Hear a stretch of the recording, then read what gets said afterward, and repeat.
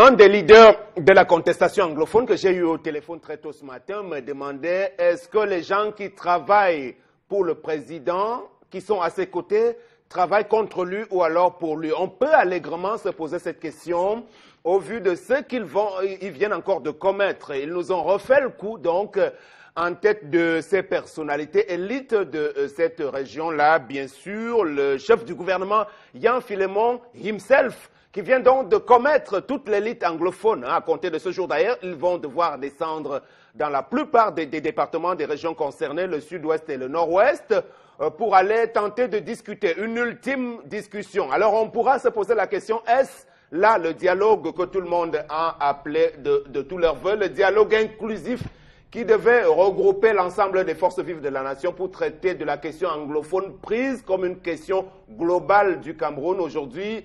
Toute l'élite anglophone pour résoudre la question anglophone, comme pour dire, réglez vos problèmes, parce que nous ne sommes pas essentiellement concernés. Mesdames, Messieurs, la crise anglophone n'est pas très prête d'être définitivement réglée. Au moment où nous démarrons cette autre édition du Zénith, en vous souhaitant la bienvenue, encore très bon début de semaine à vous tous qui nous regardez à travers le monde, et à vous ici sur ce plateau. Charles Amel Mbachou, bonjour. Bonjour Sam Severango et bonjour à tous les téléspectateurs, plus particulièrement à Lamine Ousmane May, qui se félicite que rendu au premier semestre, l'État a fait beaucoup de réductions, environ 166 milliards de collectés, parce qu'on a réduit les frais de carburant et réduit les frais de mission. Vraiment, quel effort. Voilà, le ministère des Finances qui est impliqué également dans une autre affaire qui concerne le financement de hygiène et salubrité du Cameroun, ISACAM aujourd'hui qui bénéficie d'un monopole qui dure depuis des décennies, plusieurs années, au moment même où l'entreprise n'est plus en mesure de respecter ses prestations. Près de 124 milliards dans des contrats qui vont généralement de 5 ans à 5 ans dans la plupart des villes du pays. Le ministère des Finances et les communautés urbaines qui sont en train de mettre en pratique ce contrat-là avec également le ministère de l'Habitat et de l'aménagement du territoire. Bienvenue à vous, bon début de semaine, Megui. Bonjour Sam Séverin et bonjour à vous, chers téléspectateurs. Bon début de semaine, on espère que vous passerez d'agréables moments en notre compagnie. Voilà, et en votre compagnie, tout à l'heure, il sera question des réseaux sociaux, bien sûr, mais aussi, je dois le rappeler, l'interactivité parce que les numéros qui s'affichent vous permettent à vous, téléspectateurs et téléspectatrices, quel que soit l'endroit du monde où vous nous écoutez, de bien vouloir réagir à ces sujets qui vont être évoqués. Mbambok Bengan, bonjour. Bonjour Sam, moi j'ai une pensée pour Thomas Sankara. Il a été assassiné le 15 octobre 1987. Hier, ça fait 30 ans, donc le monde, l'Afrique entière était meurtrie en apprenant le 16 octobre 1997 son assassinat. Donc je dis que son âme se repose en paix. On a assassiné l'homme, mais on n'a pas assassiné les idées. Voilà. Il est passé tel une météore, très vite, 4 à 5 années seulement de pouvoir. Un capitaine fringant, tout beau, qui est arrivé un peu. On le compare à Lumumba. On peut le situer dans cette catégorie. Oui, absolument, Sam, absolument. C'est notre Che Guevara, c'est notre Lumumba. L'Afrique n'a pas su capitaliser celui qui devait porter les espoirs de tout un continent. Malheureusement, il s'en est allé. Mais comme les idées restent, il faudrait seulement qu'on mette ces idées en pratique et qu'on se dise que Sankara ne peut pas mourir pour rien. Voilà, très bien. Et on va le dire, on va l'espérer que ces idées pourront prospérer. Malheureusement, aujourd'hui, le continent africain fleurit plutôt des dictateurs et autres dirigeants qui veulent s'éterniser au pouvoir. La preuve avec celui qui lui a succédé, même Compaoré, et même peut-être le cas de Joseph Kabila aujourd'hui et autres Faure Gnassingbé et Yadema. Au-delà de bien d'autres cas sur la scène Afrique régionale, Afrique centrale. Voilà, donc on va aller démarrer ce programme, non sans avoir une pensée toute spéciale également à l'ambassadeur de France, l'ambassadeur plutôt du Cameroun en France, le bien nommé Samuel Mvondo Ayolo, qui a fait aussi son grand show dans une radio sœur, émettant depuis Paris, de ce côté-là. Mais à ce niveau, on n'a pas vu le ministre Issa Chiroma Bakari s'élever pour dénoncer toutes ces escalades-là auprès de la même radio. Bienvenue, bonjour à toi, Tendance. On démarre cette émission avec votre histoire. Bonjour. Bonjour Sam, bonjour encore à tous ceux qui nous regardent ce matin. Je vais dire bonjour à Monsieur Anouzwa. C'est un homme d'Akono Linga. Monsieur Anouzwa, tiens bon, c'est la vie. Voilà.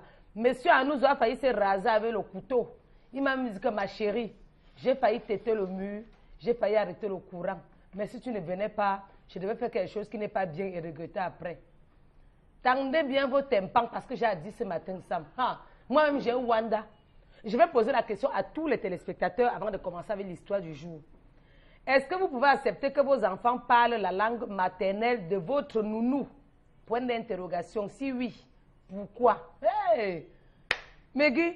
Oui. Monsieur Anouz a comme été dit, il est d'Akonolinga. Son épouse est d'Akonolinga. La nounou de son épouse est Bafang. Mais sauf que monsieur Anouz est devenu fou depuis l'autre jour. Et c'est hier, si je ne débarquais pas, il allait vraiment têter le mur comme il m'a dit. Il devait arrêter le courant. Il dit que, dernièrement, il rentre du travail, il demande aux enfants que la mère ou de sa première fille qui dit, maman Simbebo, quand j'ai ma chaud, elle est ma Simbebo, maman Gesso, que maman n'est pas là, elle a dit qu'elle arrive, qu'elle est partie à la réunion. Il se tourne encore, il dit que mais. Votre maman dit qu'elle partait où? Qu'elle partait où? Elle a préparé quoi? L'enfant se tourne, il répond, il parle toujours en bafang. La première fille parle en bafang que, elle même mamie Simbebo, pour le ouzo, t'es aussi que Dieu puis mbungana. Le type est devenu fou. Donc, maman n'est pas là. On a fait la banane malaxée avec le mbunga. Il dit que mais. Quand sa femme est rentrée, il dit que maman, je demande que. Depuis quand les enfants parlent la langue maternelle de la nounou, son épouse dit, mais chérie, puisqu'ils sont constamment avec la nounou, il y a de quoi ils vont parler la langue maternelle de la nounou. Et comme ça ne suffisait pas, Megui, son deuxième enfant a commencé à dire à papa, mais la limbo, que papa se commande, je te salue. Je connais aussi parler, mon chassio veut dire je te salue papa, te wa veut dire jusqu'à demain. Le type est devenu fou ça. Il dit qu'il ne veut pas entendre, que c'est logique qu'il va encore entendre que ses enfants ont parlé la langue maternelle de la nounou. Et son épouse et la nounou vont libérer, qui ne veut pas de ça chez lui. Donc la dame est paralysée, elle dit que waouh, elle a besoin de vos conseils. Qu'elle ne sait pas comment elle va faire, que le comportement de son mari la frustre. Mais c'est aussi dit que le comportement de sa femme le frustre. Qui ne peut pas être d'Akonolinga. Les enfants ne causent pas leur langue, mais les enfants causent plutôt la langue de la nounou. Donc, où elle est là, elle-même elle est traumatisée. Monsieur est traumatisé, on attend vos conseils. Voilà, Mbombok Bengan, on commence par vous. Parler la langue de la nounou, bon, ça peut être assimilé à un péché, puisque peut-être la nounou ne fait pas partie de leur village, à lui et à son épouse, mais reste que le problème de fond ici, c'est l'usage de la langue maternelle vis-à-vis des enfants. Absolument. Maintenant, lorsque nos enfants parlent français ou anglais, on va s'en prendre à qui? À nous-mêmes. Pourquoi on ne s'en prend pas à nous-mêmes? Lorsque nous, nos enfants ne connaissent pas la langue maternelle du papa ni de la maman, s'ils ne sont pas de la même tribu. Non, ici, il ne devrait pas poser problème. C'est plutôt une interpellation pour nous tous qui avons des enfants, d'abord de leur apprendre notre langue. Et maintenant, je lui dirais même que les enfants sont en avance sur nous tous, sur leur temps. C'est-à-dire que là, c'est même un signe, j'allais dire, prémonitoire de l'intégration nationale.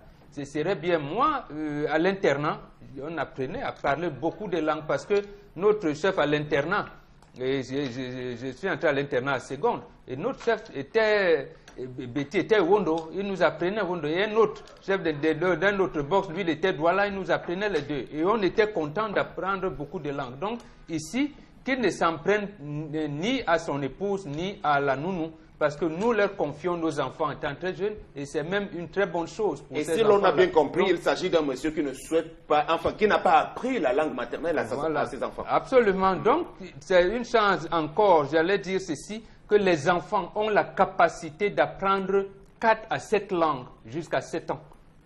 Donc, rien n'est perdu pour cet enfant-là, pour ce couple-là. Donc, leur enfant peut bien, au même moment où les enfants apprennent le féfé, apprendre également leur langue maternelle. Donc, il n'y a rien à faire, qui ne prennent pas cela comme un drame, mais plutôt comme une interpellation pour dire que maintenant, nos enfants doivent apprendre nos langues maternelles. Voilà, il reste que Megui, dans la plupart des familles aujourd'hui, l'usage de la langue maternelle n'est vraiment pas la chose la mieux partagée. Donc, on est presque tous coupables de cette absence d'initiation aux langues vis-à-vis de notre progéniture, nous les couples qui sont installés aujourd'hui dans la modernité. Tout à fait, tout à fait. Il faut dire quand même que c'est un réel problème. Aujourd'hui, on trouve très peu de parents qui discutent avec leurs enfants en langue vernaculaire, parce que de plus en plus c'est le français dans les foyers, le français. Et pour le cas de l'histoire du jour, quand même, je dirais que ici les parents ont beaucoup à se reprocher, parce que ici on a peut-être des parents qui sont extrêmement absents. Parce que venir s'étonner du fait que les enfants parlent couramment la langue de la nounou, on se demande bien, ils n'ont pas appris à parler cette langue en 2 jours, 3 jours, ça s'est fait progressivement. Donc s'ils ne s'en sont pas rendus compte bien avant, ça veut dire qu'ils sont absents, ils ne savent même pas ce qui se passe chez eux. Que l'homme s'étonne de ce que ses enfants parlent couramment la langue de la nounou, ça veut dire qu'à un moment donné, il y a quand même un laisser-aller. Ça veut dire qu'il y avait aussi un besoin de la part de ces enfants-là. Justement, maintenant, comme le dit Mbombok, ils devraient comprendre que voilà, les enfants sont très ouverts, c'est des enfants qui sont très éveillés et qui captent vite justement l'apprentissage de ces langues-là et en profiter. Pourquoi pas? C'est-à-dire qu'un mal peut apporter un bien, en profiter justement. Je ne vais même pas qualifier ça de mal, parce que peut-être que la nounou, tout naturellement, elle a peut-être un coup de fil, elle parle en sa langue, les enfants ont été curieux, lui demander que, mais tata, c'est quelle langue que tu parles, comment on dit le verre en ta langue, comment on dit bonjour à ton langue, et progressivement, c'est parti comme ça. Mais ce n'est pas tard, ce n'est pas mal non plus que les enfants soient polyglottes, c'est pas mal, c'est des langues... Et dans le cas où les deux parents ne sont pas de la même origine aussi, est-ce que ça ne pose pas un problème pour qu'il y ait cette intégration vis-à-vis de nos langues? Ben, si les enfants ont cette capacité à retenir, maintenant je disais que voilà, que ça les encourage plutôt eux maintenant à s'y mettre, c'est-à-dire pouvoir communiquer avec leurs enfants en leur propre langue, au lieu de forcément s'en prendre à la nounou. Voilà. Charles Amen Bachou, parmi les raisons évoquées, il y a peut-être le besoin souvent d'instruction, c'est-à-dire que l'usage de la langue française les amène nos enfants à très facilement s'insérer. Bon, maintenant, je ne sais pas, on est donc un peuple totalement acculturé aujourd'hui parce qu'on peut s'en rendre compte. Sam Sévérin, je suis content que vous retombiez. Vous nous retrouvez encore quand nous vous parlions aussi de cette occidentalisation qui a détruit tous les mœurs. On se retrouve à manger avec la fourchette et la cuillère, taper les enfants parce qu'ils tiennent la fourchette de la mauvaise main ou ils tiennent le couteau de la mauvaise main. On se bat à chercher à savoir comment disposer les verres et les tables on se bat à fouetter les enfants à la maison parce qu'ils ont dit à la place d'un lac, comme si dans nos langues, on se retrouvait à employer ces différents pronoms personnels, comme si cela existait même, Sam Sévérin, dans certaines langues. Il faut dire que la langue est l'un des vecteurs essentiels de la vie de l'homme, pour ceux qui ne le savent pas. C'est par la langue qu'on domine l'homme. Lorsqu'on avait soulevé un débat ici, s'il fallait laisser l'enfant à la maison, Megui, sur ce plateau, disait, non, on ne peut pas laisser vraiment la femme qui travaille, la vie est dure. Voilà une des conséquences d'abandonner les enfants à la nounou. Pour ce monsieur qui ne souhaiterait pas que ses enfants causent une autre langue. La langue n'est pas enseignée par quelqu'un d'autre que la mère. C'est la langue maternelle, la langue de la mère. Et la mère, pour enseigner, commence par enseigner celle de son mari, s'ils ne sont du même village.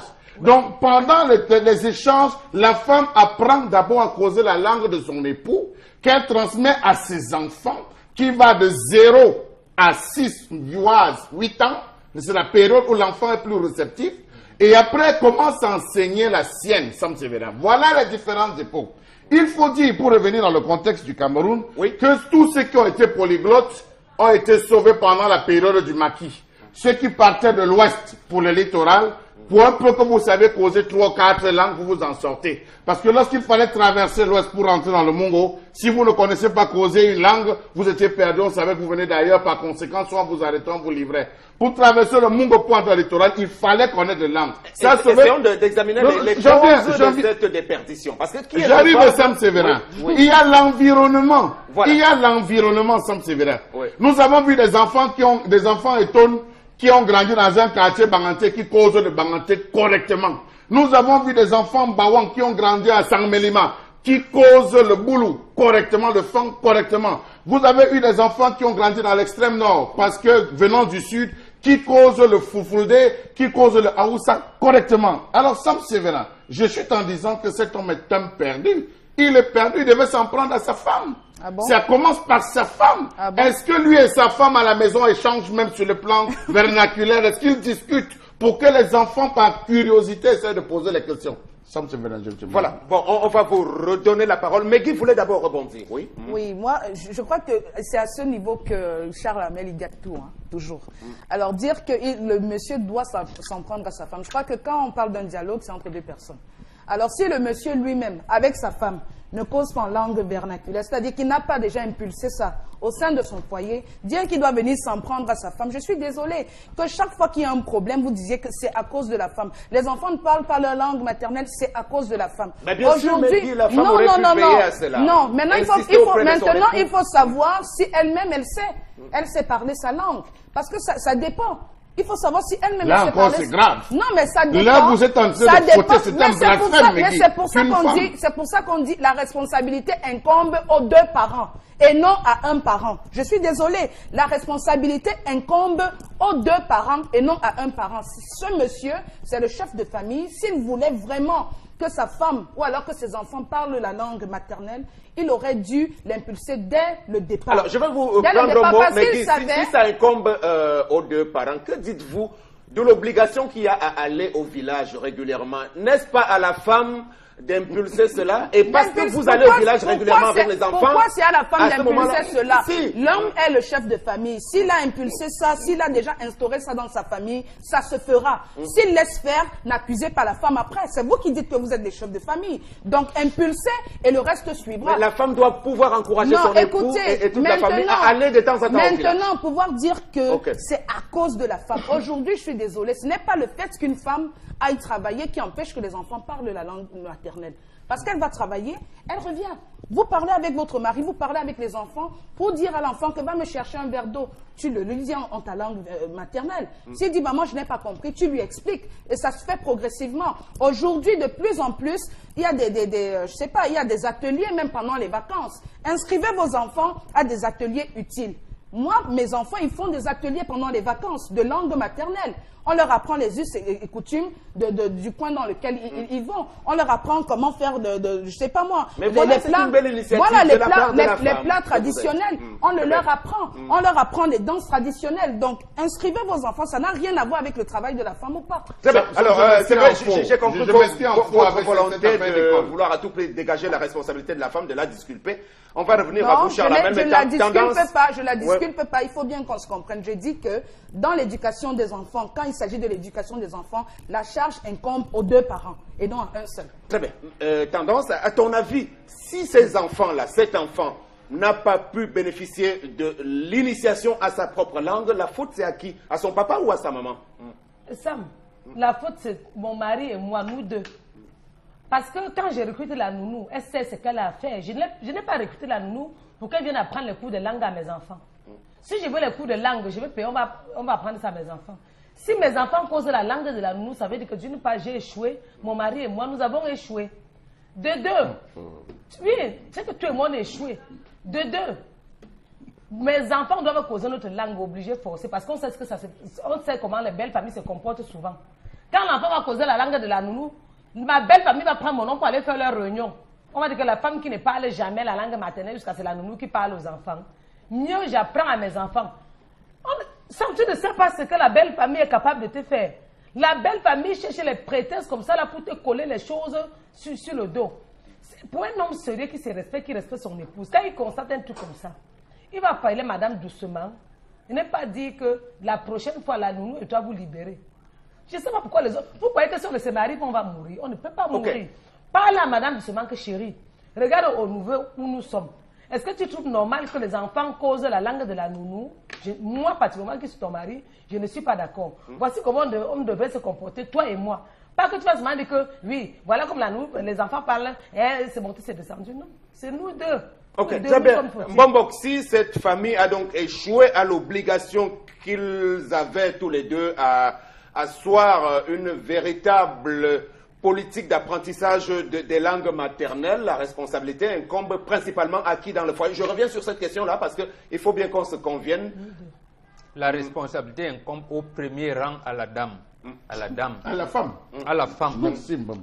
Lorsque vous allez en mariage, qu'est-ce qu'on appelle mariage? Vous allez C'est chez bizarre, quelqu'un. parce que quand les enfants réussissent, c'est à cause du père quand ils échouent. Oui, bon, C'est vous suivez, oui. On dit bien la langue maternelle. Lorsqu'une femme va en mariage, la première règle, c'est d'apprendre la langue du mari, les coutumes du mari. Si lui-même ne parle pas. C'est une faute très grave encore. Combien sont-elles aujourd'hui, donc, ces femmes qui vraiment le font? C'est ça la C'est question. pour cela qu'en répondant à votre question tout à l'heure, à l'entame de l'émission, je vous ai dit, et c'est lorsque les enfants ne parlent que français, est-ce que ça gêne personne? Non, vous avez l'impression que ça ne gêne pas. Or, ça gêne énormément. Ça gêne. Prenez le cas de l'Afrique de l'Ouest, Sam. Allez aux États-Unis, 2 Sénégalais qui sont nés aux États-Unis, leur papa et leur maman aux États-Unis parlent Wolof. Allez demander, c'est comme ça que ça se fait. Mais nous avons pris l'Occident comme si c'était le repère. Maintenant, j'ai dit, ce n'est pas gâté entre les deux femmes. La responsabilité première devient à la femme qui devrait dire à son mari, non, je vais m'employer. Si arrive qu'elle ne sache pas parler le Wondo, attends, maintenant, qu'elle se mette donc à l'apprentissage de le Wondo. Je connais aussi Donc, des couples de Camerounais qui ont fait leurs enfants en Occident et qui ont pris le soin quand même d'inculquer cette langue-là à ces enfants qui ne sont même pas souvent revenus au pays. Donc, on peut les encourager, donc on ne va pas penser que c'est très grave. On prend d'abord un message, rapidement, on va vous... Oui.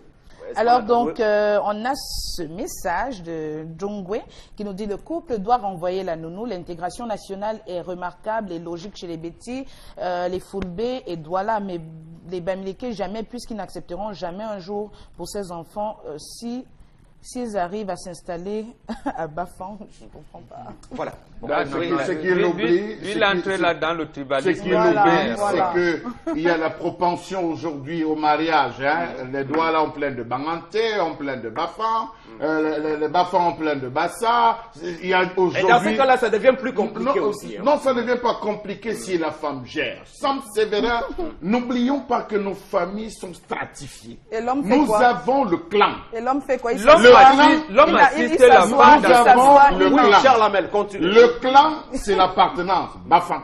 Dans Bafang, nous avons la famille. Nous avons la famille ou le village. On peut avoir Fondement Coin, on peut avoir Fotoni, on peut avoir Badoum Kasso, on peut avoir... Il y a plusieurs familles. À l'intérieur de ces familles, il y a le foyer. C'est partout connu. Lorsque vous envoyez votre enfant apprendre, il n'apprend que les généralités. En revenant, il sera un déphasé. Il sera un déphasé. C'est la raison pour laquelle il y a 2 personnes qui sont censées dans une famille inculquer les valeurs à l'enfant, la grand-mère et la mère. On envoie, la mère commence, après elle envoie pendant les vacances chez la grand-mère. Est-ce que c'est valable dans toutes les régions du Cameroun? C'est valable, c'est valable dans toutes les régions. Dans toute l'Afrique, dans toute l'Afrique, c'est valable. La mère commence et elle envoie chez la grand-mère. La grand-mère n'a plus peur, elle n'a plus froid, elle n'a pas peur des mots, elle appelle chat, elle explique un certain nombre de choses. Si votre maman, c'est-à-dire la mère de votre épouse, ne vit plus, elle a sa tante, elle a ses sœurs. Donc la continuité est établie. Et puis ça, c'est vrai. Aujourd'hui, nous causons en français. Mais allez au niveau du Congo. Allez au niveau du Rwanda. Quelle est la langue qu'on cause de ce côté? C'est le Kiswahili, c'est le Swahili. Au Sénégal, beaucoup de Wolof. Au même Sénégal, c'est le Wolof qu'on cause. Alors je dis ça, c'est vrai. Tant que nous n'allons pas comprendre que les Blancs qui sont arrivés aujourd'hui, nous faisons inscrire dans l'italien, l'anglais, le français, l'espagnol, le latin, le chinois, est en train de provoquer une déperdition et une recolonisation, ça c'est vrai. Nous sommes morts et nous serons à la fin des apatrides.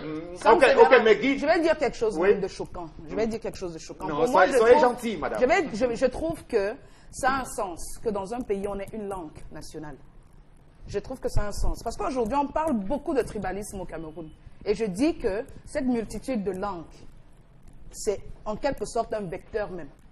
Je suis Béti, je parle la langue Béti. À côté, j'ai le Bamileke qui parle Bamileke, je ne comprends pas. À côté, il y a le Douala qui parle avec son frère. Et pourtant, on a souvent présenté ça comme une richesse du Cameroun, non, cette multiculturalité. je dis, ça aurait eu un sens si on avait une langue nationale.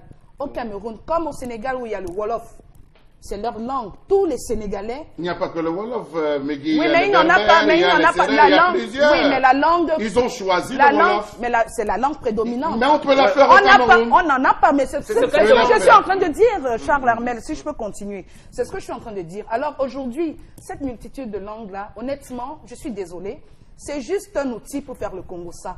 Être sûr que je vais parler à mon frère Betty et le Douala à côté ne va pas comprendre ce que je dis.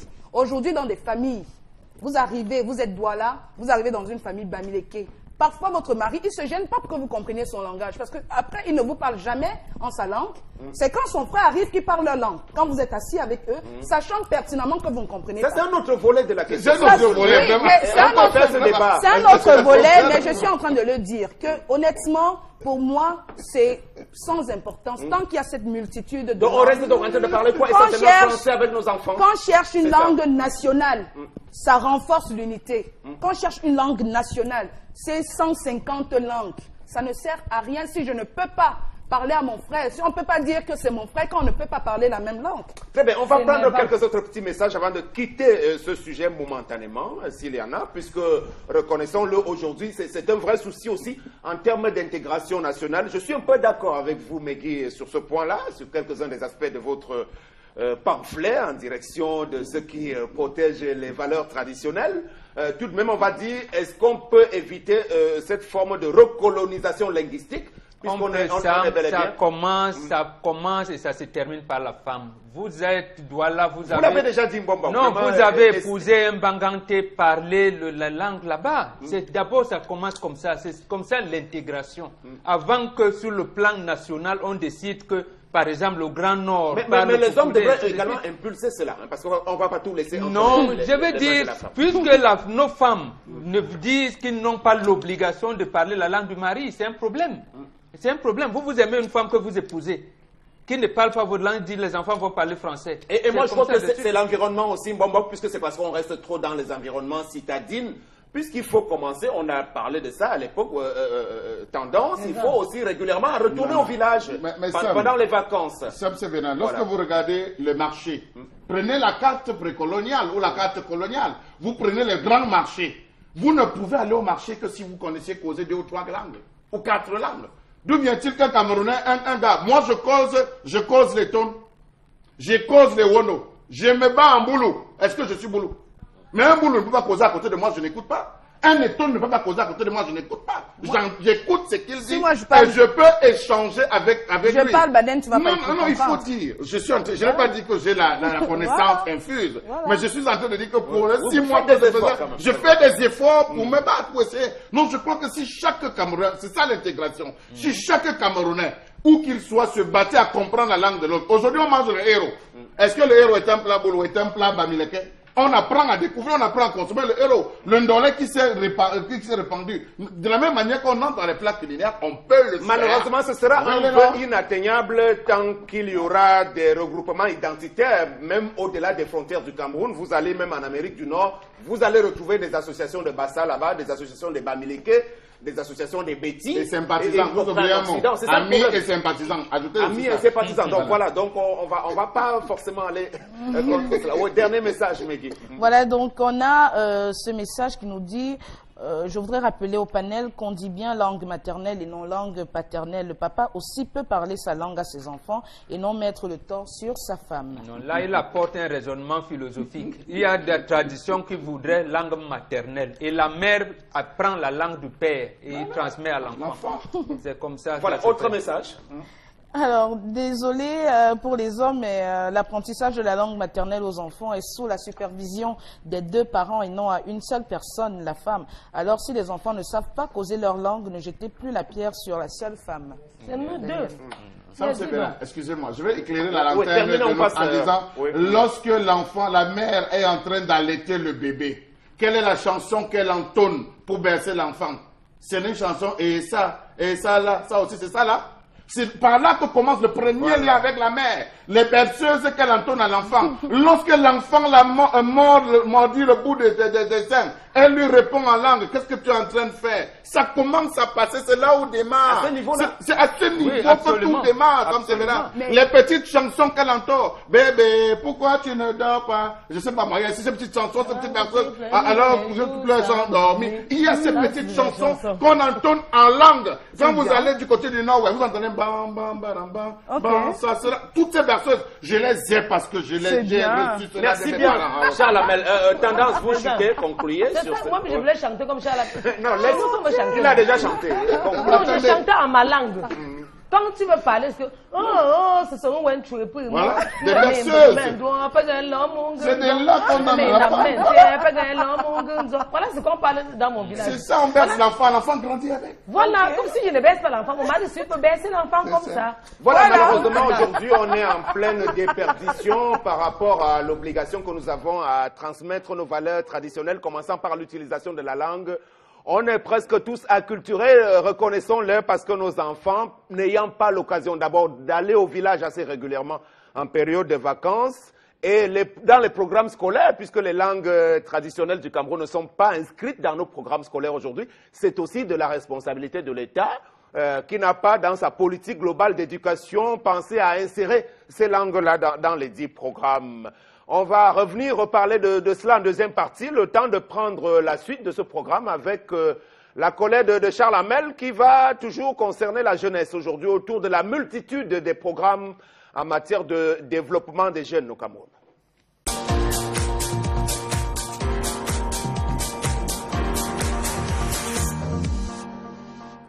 Je m'interroge ce jour sur la question de l'échec des programmes au Cameroun.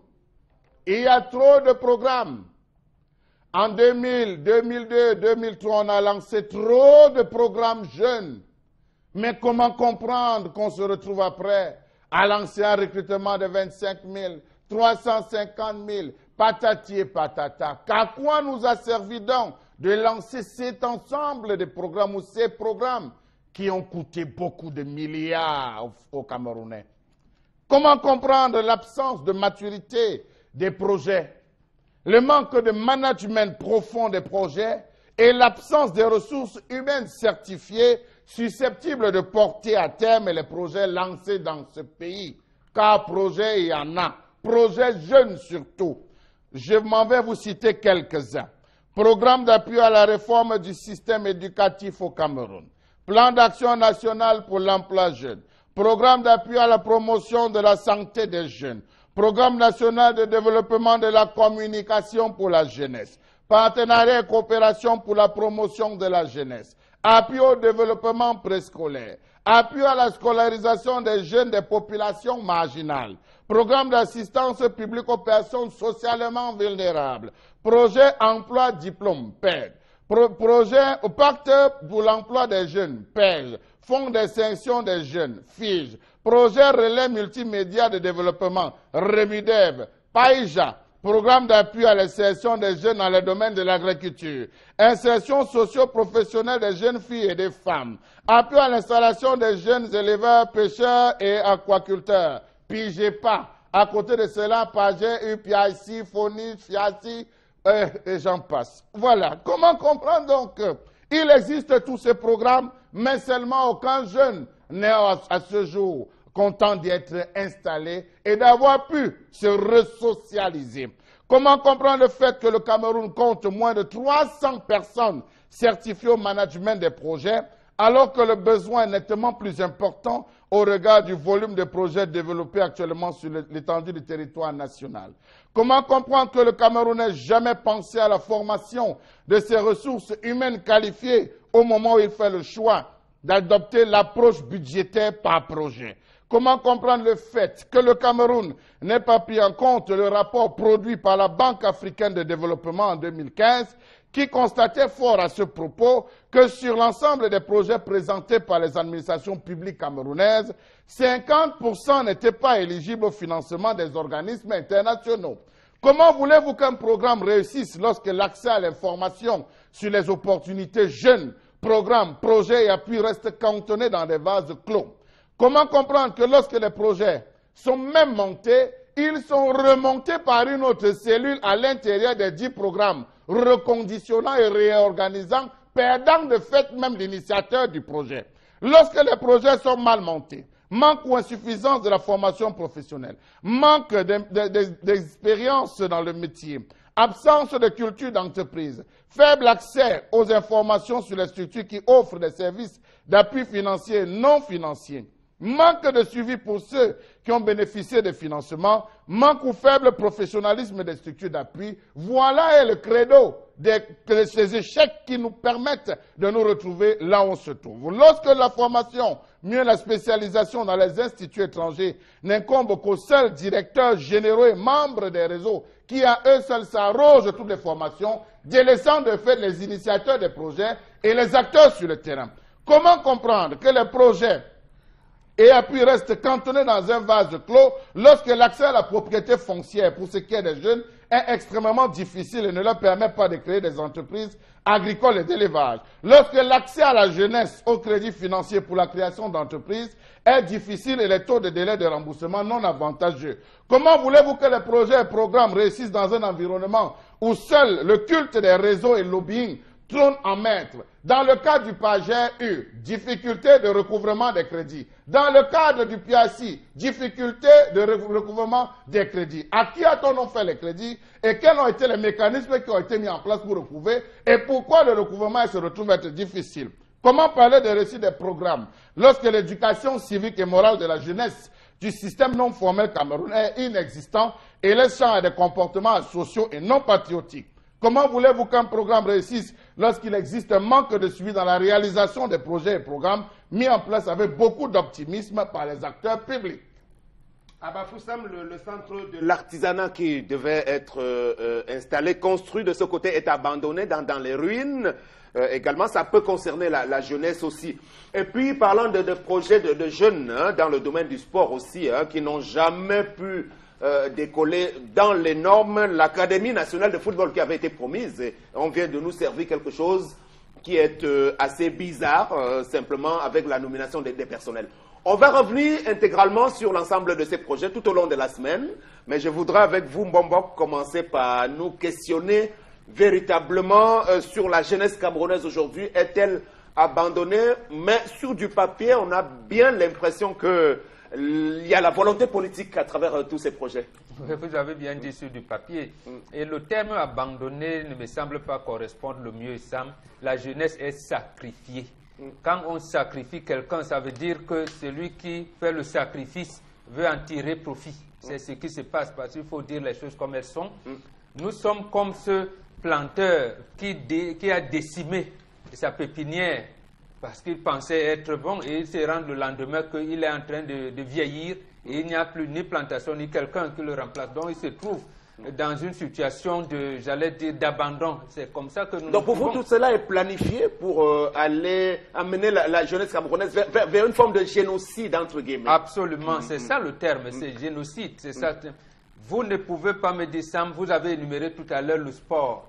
J'allais vous dire qu'avec le CAP, certificat d'aptitude professionnelle, le BPC, les jeunes qui en avaient pouvaient entrer au Sénagès. On vous entendait parler du Sénagès de Change, Sénagès de Ten, pour devenir éducateurs sur le plan physique, mais également, il y avait ce qu'on appelle, quand vous entendez parler de ministère de la jeunesse, on leur apprenait un certain nombre de choses. Niveau baccalauréat, vous entrez à l'Institut national de jeunesse et du sport. Donc on vous apprenait l'encadrement des jeunes de ce plan-là. Vous avez fait les SAR, SAR SM, c'est-à-dire vous, parce que vous êtes comme Bombo, vous avez eu difficilement votre certificat d'études primaires indigènes à 20 ans. On estime que vous ne pouvez pas aller au lycée en 6e. Bon, vous entrez dans un SAR SM pour apprendre la maçonnerie, la mécanique, la plomberie et tout. Et vous verrez qu'à ce moment, même la SNEC qui existait à l'époque avait les plombiers que vous pouviez amener au quartier pour pouvoir appeler n'importe quand. Vous venez, un petit problème de prise électrique à la maison et tout, il y avait la main-d'œuvre. Et tout ça, même au niveau des boulangeries. Aujourd'hui, les boulangeries, les pressings, il n'y a personne, il n'y a aucune école au Cameroun qui forme des métiers dans le pressing de la boulangerie. Il n'y en a pas. Des repasseurs et tout, non, c'est de formation. Or, il y avait donc tout ça englobé dans ce qu'on appelait une institution de la main-d'œuvre. On s'inscrivait là-bas et on avait à l'époque le taux du chômage, c'est-à-dire ceux qui sont formés et qui n'ont pas encore pu trouver de l'emploi. Pour les jeunes filles, ils avaient ce qu'on appelle les home ateliers. Vous entendez parler de home ateliers. Les filles, on disait inadaptées sociales, parce qu'on leur disait la prostitution n'est pas bien, il ne faut pas, vous pouvez Alors, vous sur faire tous ces programmes qui ont été énumérés ces dernières années, finalement. Finalement, rien du tout. C'est pour vous dire qu'en fait, je ne comprends pas, tout comme on va revenir tout à l'heure pour le problème anglophone, c'est-à-dire que le président de la République, qui a en plus de ce corps-là, de ce tissu qu'il a lui-même participé à mettre en place, il y avait encore sur le plan international ce qu'on appelle l'Institut panafricain de développement. Et c'est lui, je vous rappelle, qui avait signé en 1967 IPD, étant secrétaire général du ministère de l'Éducation nationale. Donc, tout était en place. Et vient donc maintenant où, curieusement, rien ne marche plus. Rien ne marche plus et c'est transformer tout en slogan creux. Donc, voilà. on va vous retrouver tout à l'heure. Tendance, donc la jeunesse est condamnée aujourd'hui. Bombok est un peu plus dur, parlant de sacrifice de la jeunesse camerounaise. Donc, elle est vouée à quoi, finalement? Obligée de... Tu sais que, à nos jours, si c'est dur de travailler au Cameroun quand tu as les diplômes. Mais les jeunes vont aussi rester, attendre seulement tout du gouvernement. Et rester à la maison, boire les bières, sortir le soir, attendre 19h pour aller boire ou 22h, pour être les petits. Ils doivent faire quoi? Ils doivent se défendre. Même avec 5 000 francs, c'est un bon fonds de commerce. Tu descends au marché Sandaga, tu prends un cajou de tomates, tu vends. Tu peux même acheter la viande au marché, tu fais les brochettes, les soya, tu commences à vendre. Avec 3 000 francs, tu as un bon fonds de commerce. Je vais parler, les gens vont m'insulter, que laisse ça veut dire que tu es arrivé. Non. Vous ne savez pas comment j'ai fait pour... Alors, le jeune diplômé, quand même, à qui vous demandez de prendre 5 000 francs, c'est-à-dire que s'il a fait sa formation, il a son diplôme, non, ça me il doit chercher un petit fonds de commerce. Pour les jeunes diplômés, tu sais qu'il y a les jeunes qui simplifient le travail. Okay. Tu vois un gars fraîchement sorti de l'école avec un bagage intellectuel, qu'on va peut-être dire que non, viens à Equinox pour être technicien. Peut-être caméraman. À la fin du mois, on te paye ton transport. Parfois, on dit ça pour te tester. Pour voir si tu as vraiment l'esprit du travail. Encore que technico-artistique à Equinox, c'est un vrai métier qui doit être bien appris. Hein, oui, là, je prends juste l'exemple. Quelqu'un qui vient de sortir de l'école, on dit oui, viens quand même donner un coup de main. Tu peux être caméraman, tu vois comment les autres travaillent, mais mets dans ta tête qu'à la fin du mois, on peut te donner même 50 000 francs pour un début. C'est lui qui va aller s'asseoir au quartier pour dire que qui? Toute l'école que je suis partie là, c'est seulement pour 50 000 francs. Non. C'est dans le travail qu'on trouve le travail, ça. Tu peux venir arranger quelque chose. Je peux même venir là que je connais comment on met le dessin sur le VSI. Je viens, je vois libéraux. Je dis que libéraux, apprends-moi un peu. Pour mettre TV ici, on fait comment? Il m'apprend. En ce moment, il me montre, j'apprends aussi. Demain, quelqu'un d'autre va voir, dit que mais qui a quand même fait le travail là? Libéraux va dire que non, j'ai mis eux et mon petit l'a mis T. C'est comme ça que ça va aller de bouche à oreille. Ouais. Celui-là va me contacter pour le travail. Je vais gagner les gros contrats. On se lève un matin pour dire que je vais être ministre, on devient ministre. Et dans la vie, chacun se bat pour son avenir. Tu n'as pas te coucher. Si je dormais, c'est que je suis passé au niveau Sam. Tu comprends ce que je te dis, non? À l'école, je ne comprenais rien. De deux, je suis passé au plan B. J'ai dit que comme je ne comprends rien à l'école, je peux faire comme ça, je peux faire ceci, je peux faire cela. Et c'est comme ça que ça passe. Que les jeunes apprennent à sortir de la maison. Tu peux me briser le soya en faisant le marché. Très bien. En faisant le toquet porte, que voici le soya que je vends. Tu tombes dans un bureau, tu vas même patron, tu dis papa, je vends le soya comme ça, j'ai quand même une maîtrise en comptabilité. Okay. Sauve ton frère. Il voit même ta main de te tenir. Alors, Megui Tendance semble refuser le défaitisme, forcément. Il faut se battre pour trouver sa voie. C'est le message que j'ai bien pu retenir de sa sortie sur le sujet. Mais tout de même dans un environnement où vous avez une vieille garde quand même, qui est souvent assimilée à de la gérontocratie, qui ne veut rien lâcher. Est-ce que vraiment ces jeunes-là, malgré la multitude de programmes qu'a énuméré Charles Hamel, comment faire finalement? Mais comment faire? Alors, c'est vraiment un sujet très très vaste. Il est vrai que, comme le disait Bombok, la jeunesse camerounaise aujourd'hui est littéralement sacrifiée au vu de tout ce qu'on peut observer autour de nous. Mais également, je pense que l'échec de ces projets aussi trouve des raisons autres même que peut-être la mauvaise gestion des responsables à qui on a confié ces projets. Il y a beaucoup d'autres causes, notamment, je pense, ici, l'inadéquation entre la formation et l'emploi. Parce que généralement, c'est des projets PIACI, voilà, le PIACI, le PAGU, c'est des projets qui reposent sur l'agro-pastoral. Si vous remarquez bien, c'est l'agro-pastoral. Ouais. Alors, si c'est des projets jeunes, est-ce qu'on s'est assuré que les jeunes pour lesquels on a monté ces projets, est-ce qu'ils ont la formation nécessaire pour pouvoir y adhérer et pouvoir en profiter? Ce n'est pas toujours sûr. Maintenant, il faut voir l'autre volet également. Est-ce que ça intéresse les jeunes? Parce qu'il faut le dire aussi, Les jeunes, il y en a qui savent que ces projets existent également, mais est-ce que ça les intéresse? Aujourd'hui, la plupart, beaucoup de jeunes sont portés vers des métiers liés à l'électronique, je sais pas, c'est quoi le web le digital, voilà, par exemple. Voilà, le digital et tout, la restauration, l'agroalimentaire. Mais les projets agro-pastoraux, ça n'a pas toujours l'adhésion. Comme l'agriculture qu'on évoquait la semaine dernière. Voilà, justement, ils aiment bien le commerce de détail aussi. Le commerce de détail, comme le disait Tendance, c'est-à-dire que commencer son business en allant au marché. Donc, il y a tout ça. Est-ce que ces projets, justement, trouvent à côté des autres causes, hein, c'est-à-dire normalement le favoritisme, le tribalisme, où on va chercher son frère du village pour venir mettre là, au détriment de personnes même qui sont compétentes. Donc, il y a tout ça qui fait en sorte que ces projets ne sont pas toujours menés à bien. Voilà, Charles Hamel, comment faire pour renverser la donne aujourd'hui, puisque malgré tout, il faut... Il faut dire qu'il y a les programmes agricoles à part et les programmes jeunes à part. Les programmes jeunes sont là pour encourager les jeunes dans l'ensemble de leurs initiatives. Ce n'est pas une histoire où on va demander aux jeunes de rentrer dans l'agriculture, comme l'a dit Megui tout à l'heure, mais c'est dire aux jeunes, venez avec vos projets. Mais là où le bas coince et blesse, Sam Severa, c'est que lorsque ces jeunes même réussissent à avoir l'information, parce que ça, il faut le dire, l'information elle-même n'est pas donnée, n'est pas disponible. Vous pouvez appeler pendant des heures, vous ne parvenez pas à être reçu. Lorsque vous êtes reçu, on vous demande de composer vos projets, de revenir de composer les dossiers. Lorsque vous composez avec les dossiers, vous venez déposer. Il faudrait d'abord qu'une première analyse, une prévalidation, une validation, un enregistrement. Les jeunes se fatiguent à ce niveau. Je vous prends un projet simple. Nous avons le FONIJ, Fonds d'insertion jeunes. Dans ce programme de fonds d'insertion jeunes, l'objectif était de lancer les callbox. C'était hébergé où? Au ministère de la Jeunesse. C'est ce qu'il y a deux endroits à Sam Severa. C'est ça le programme jeunes. C'était le FONIJ. L'objectif visé par le FONIJ, c'était de former les bensikineurs, d'aider les jeunes à se lancer dans les métiers du bensikin, dans les métiers du callbox, dans les métiers des kiosques et divers autres métiers. Donc si vous avez un projet qui tendait vers la question des callbox, le FONIJ, Fonds d'insertion jeune, était ce programme qui avait été mis en place. Rappelez-vous, le chef de l'État avait donné des instructions lors de son discours en disant qu'il faudrait qu'on amène le bensikin à être... Nous avons eu dans le FONIJ. Ça nous a amené où? Combien de bensikineurs, combien de jeunes ont réussi à acheter une moto via ce projet? Ne demandez pas aux jeunes d'aller chercher 3 000 francs. Ça veut dire que les projets tels qu'ils sont libellés sur le papier peuvent être...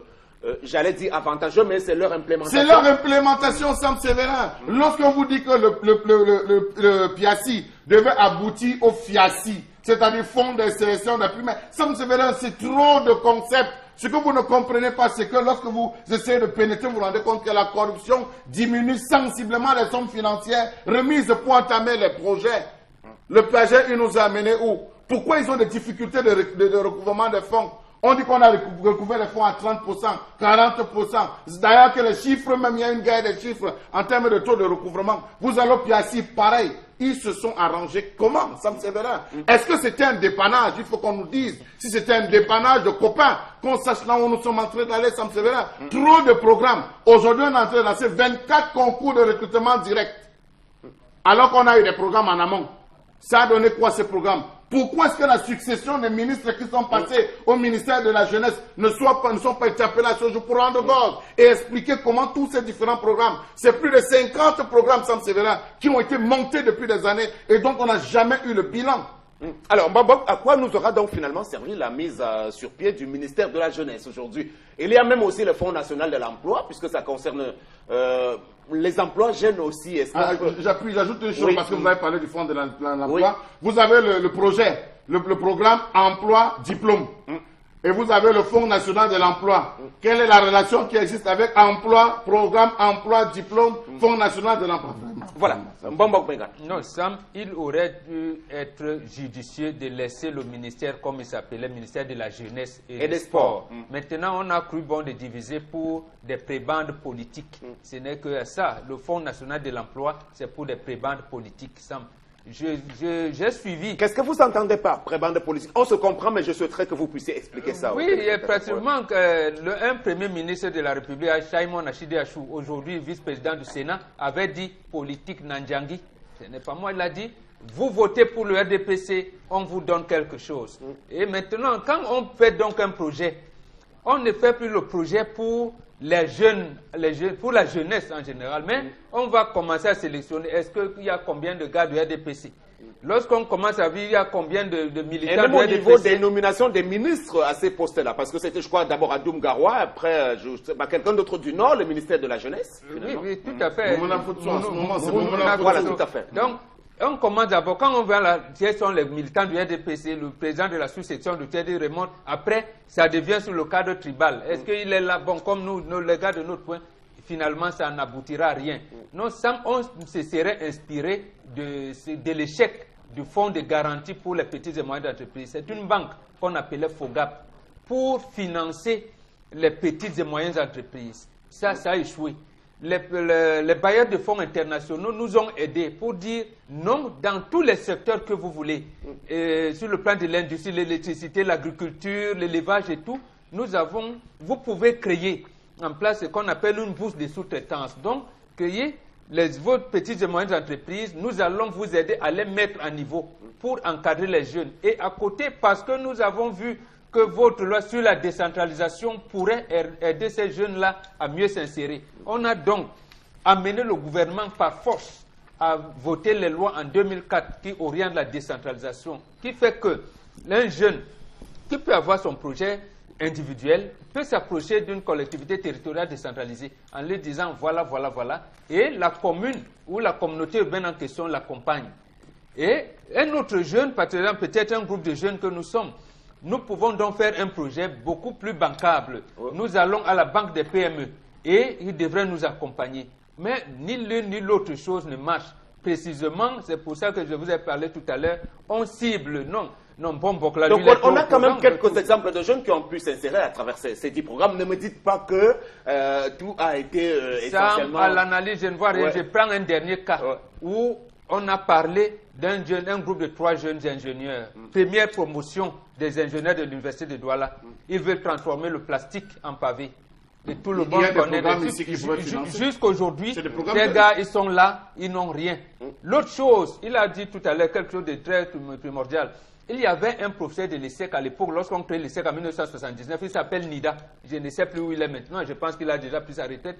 C'est lui l'initiateur du projet, comme vous appelez ça, adéquation, formation, emploi. Mais lorsqu'il fallait mettre ça en pratique, on l'a mis de côté. Donc finalement, on a quelques petits messages finalement pour ça. On confie le projet à celui qui ne connaît pas les orientations. On a des messages, donc on a ce message qui nous dit l'État a l'obligation de former et d'employer sa population car les richesses du pays, or, diamants, pétrole, impôts appartiennent à tous et l'État qui encaisse les revenus les redistribue à travers des politiques de formation, de suscitation à l'emploi, d'encouragement à la création de l'emploi et d'employabilité. Voilà, l'employabilité, c'est un bien grand mot aujourd'hui qui est une coquille vide sans véritable contenu parce que la plupart de nos jeunes tendances, quand on les observe vraiment, je me suis retrouvé à un endroit vendredi dernier, vous avez le sentiment que la majorité des jeunes aujourd'hui qui font ces petits métiers, ils n'ont qu'une seule envie, c'est d'avoir la possibilité d'avoir un seul repas par jour. C'est-à-dire que pour eux, ça leur suffit et puis c'est bon. Un seul repas, comment ça? Comme quel repas? Ils cherchent seulement à manger 1 fois ou 2 par jour. Les gars cherchent à manger et à boire et aller en boîte pour se déstresser. Tu sais qu'à l'époque de nos parents, même avec le CPO, tu avais un bon travail. Le CAP alors c'était le Terminator ou encore le BPC. Le BPC d'avant c'était comme le bac d'aujourd'hui. Mais comme le temps évolue, ça dépassait même le bac d'aujourd'hui. Comme nous sommes au temps moderne et que le temps évolue, ça ne peut plus être comme au temps de Maki ou encore comme au temps d'Aïdjo. Donc dans la vie, il faut s'adapter à tout. Oui, apprendre, savoir que je peux passer toute une journée sans manger, mais je sais ce que j'ai dans ma vie. Mais il y a des possibilités d'imaginer une nouvelle forme, une nouvelle république, puisque Cabral Libi, qui est l'un des jeunes intellectuels camerounais qui a commencé sa croisade, a promis, par exemple, de déboucher sur un Cameroun sans Ben Sikiner. Voilà, je ne sais pas trop comment il imagine cela, mais je crois que c'est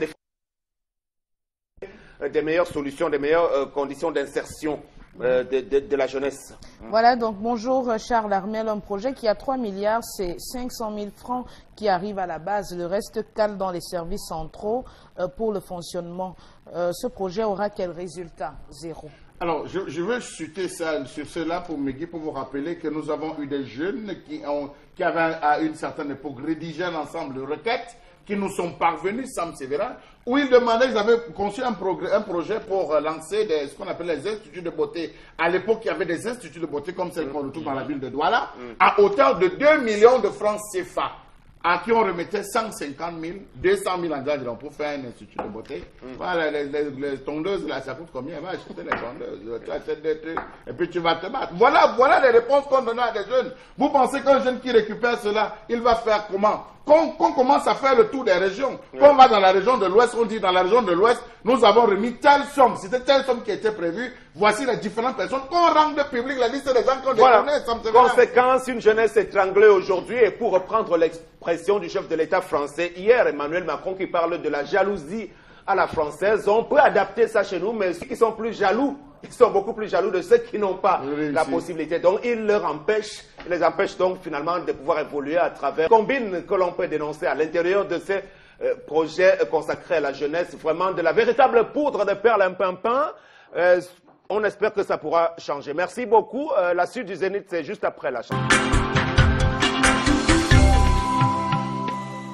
Voilà, merci bien. On est revenu tout à l'heure. Vous avez donc pu regarder et apprécier, on l'imagine, la belle musique qui est contenue dans ce vidéogramme de la princesse d'Emanou. Donc, elle nous vient de la région de l'Ouest, département de la Ménois. Et je crois que vous la connaissez bien, Tendance. Bien même, c'est un vie en Europe, Sam. Elle chante bien, le clip est beau. Ce n'est pas ce que les gens chantent ventre et bas ventre. Il y a le message dans le clip.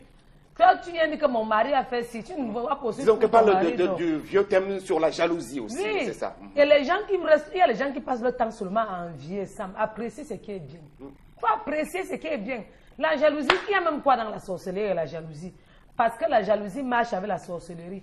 Je ne vous manque pas. Il y a des moments où tu restes comme ça, tu ne connais même pas une fille. Mais c'est ton nom qui est dans sa bouche. Jean-Marc Megui. Mais non. Une fille qui reste comme ça, elle t'envie et elle te jalouse pour rien. Elle t'insulte. Elle t'insulte. Dans la vie, il faut être humble. Je dis souvent que c'est le petit souffle qui nous trompe. Et quand quelqu'un te passeporte son sac, moi quand quelqu'un me dépasse, je lui donne moi le respect. Même si tu es ma petite soeur. Et que tu es toi bien. Tu comprends, non, Sam, je te respecte, moi. Voilà, c'était donc... Même si j'ai une petite soeur... Joli résumé. Qui est mariée et que je ne suis pas mariée. Même moi la respecter. Très bien. C'est le message de la chanteuse d'Emanou, la princesse, donc de la Ménois installée en Europe. Donc, en diffusion dans ce programme, on va poursuivre l'émission avec vos messages avant la suite. Voilà donc des messages, il y en a beaucoup.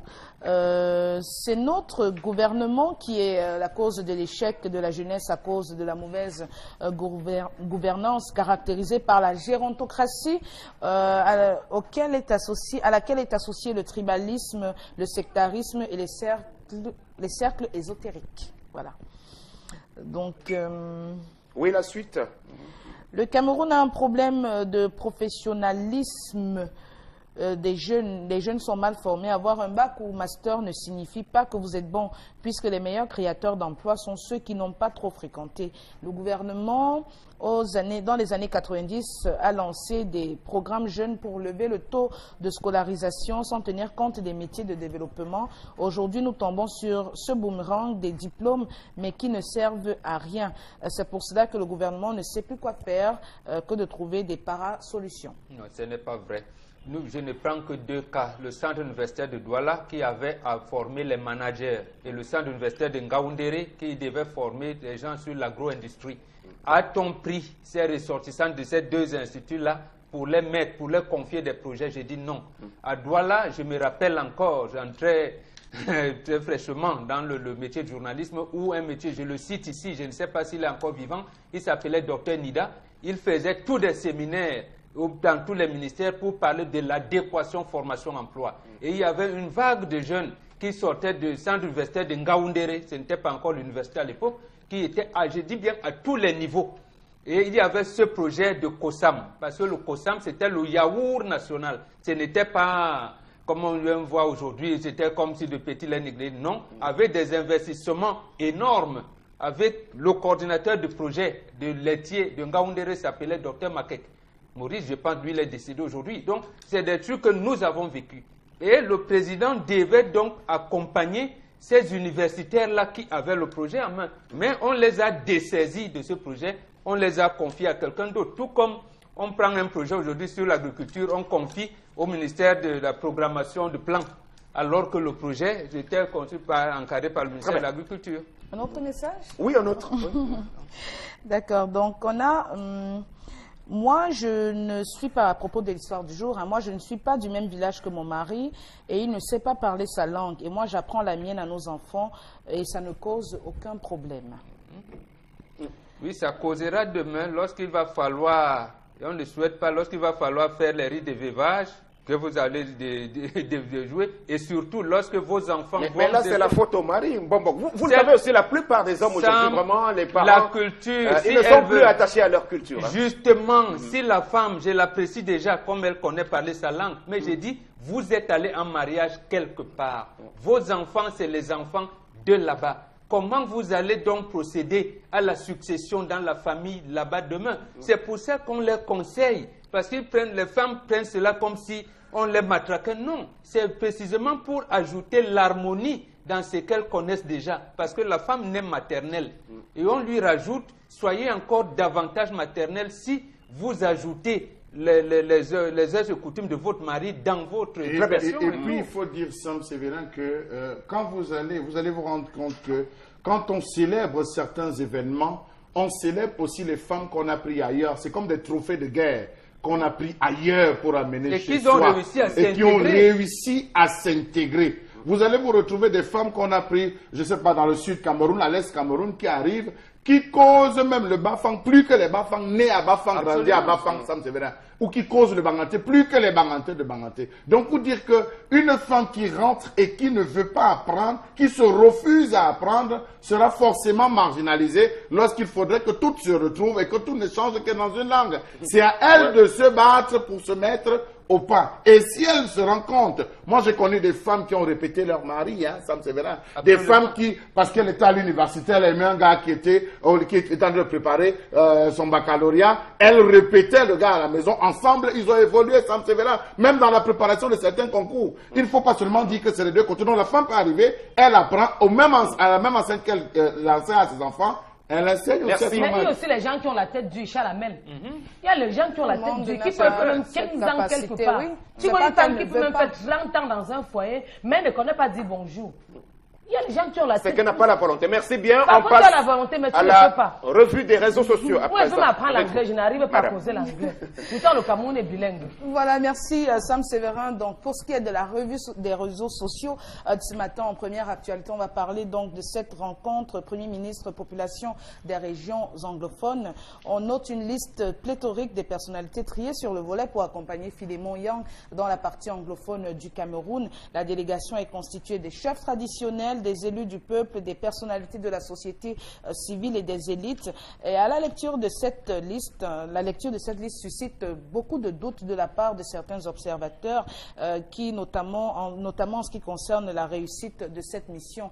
Donc, de toutes les façons, Maître Félix Agbor Bala Congo affirme qu'il rejette d'office la visite de ces élites-là. Il considère que cette visite est comme une provocation, une moquerie à l'encontre des populations anglophones, car en ce moment même, il y a beaucoup de désordres qui se passent dans cette partie-là, beaucoup de personnes qui sont arrêtées, beaucoup de personnes qui sont tuées et beaucoup d'exactions qui sont faites sur le terrain. Et il estime que cette visite n'a pas lieu d'être. Voilà, Félix Congo Agbor Bala, qui était l'un des leaders interpellés, membre de l'ancien consortium, qui a pu bénéficier avec Dr Fontaine Neba de la libération décidée par le chef de l'État. Il indique donc que les tensions sont exacerbées pour l'instant et que le timing est mal choisi. Pire, considérant que c'est une provocation, il ajoute ceci que un ensemble de conditions devrait d'abord être remplies.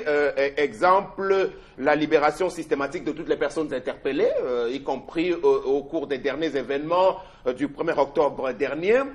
Mais aussi, il suggère l'ouverture d'un véritable dialogue en présence des représentants des Nations Unies cette fois-ci. Voilà, entre autres conditions.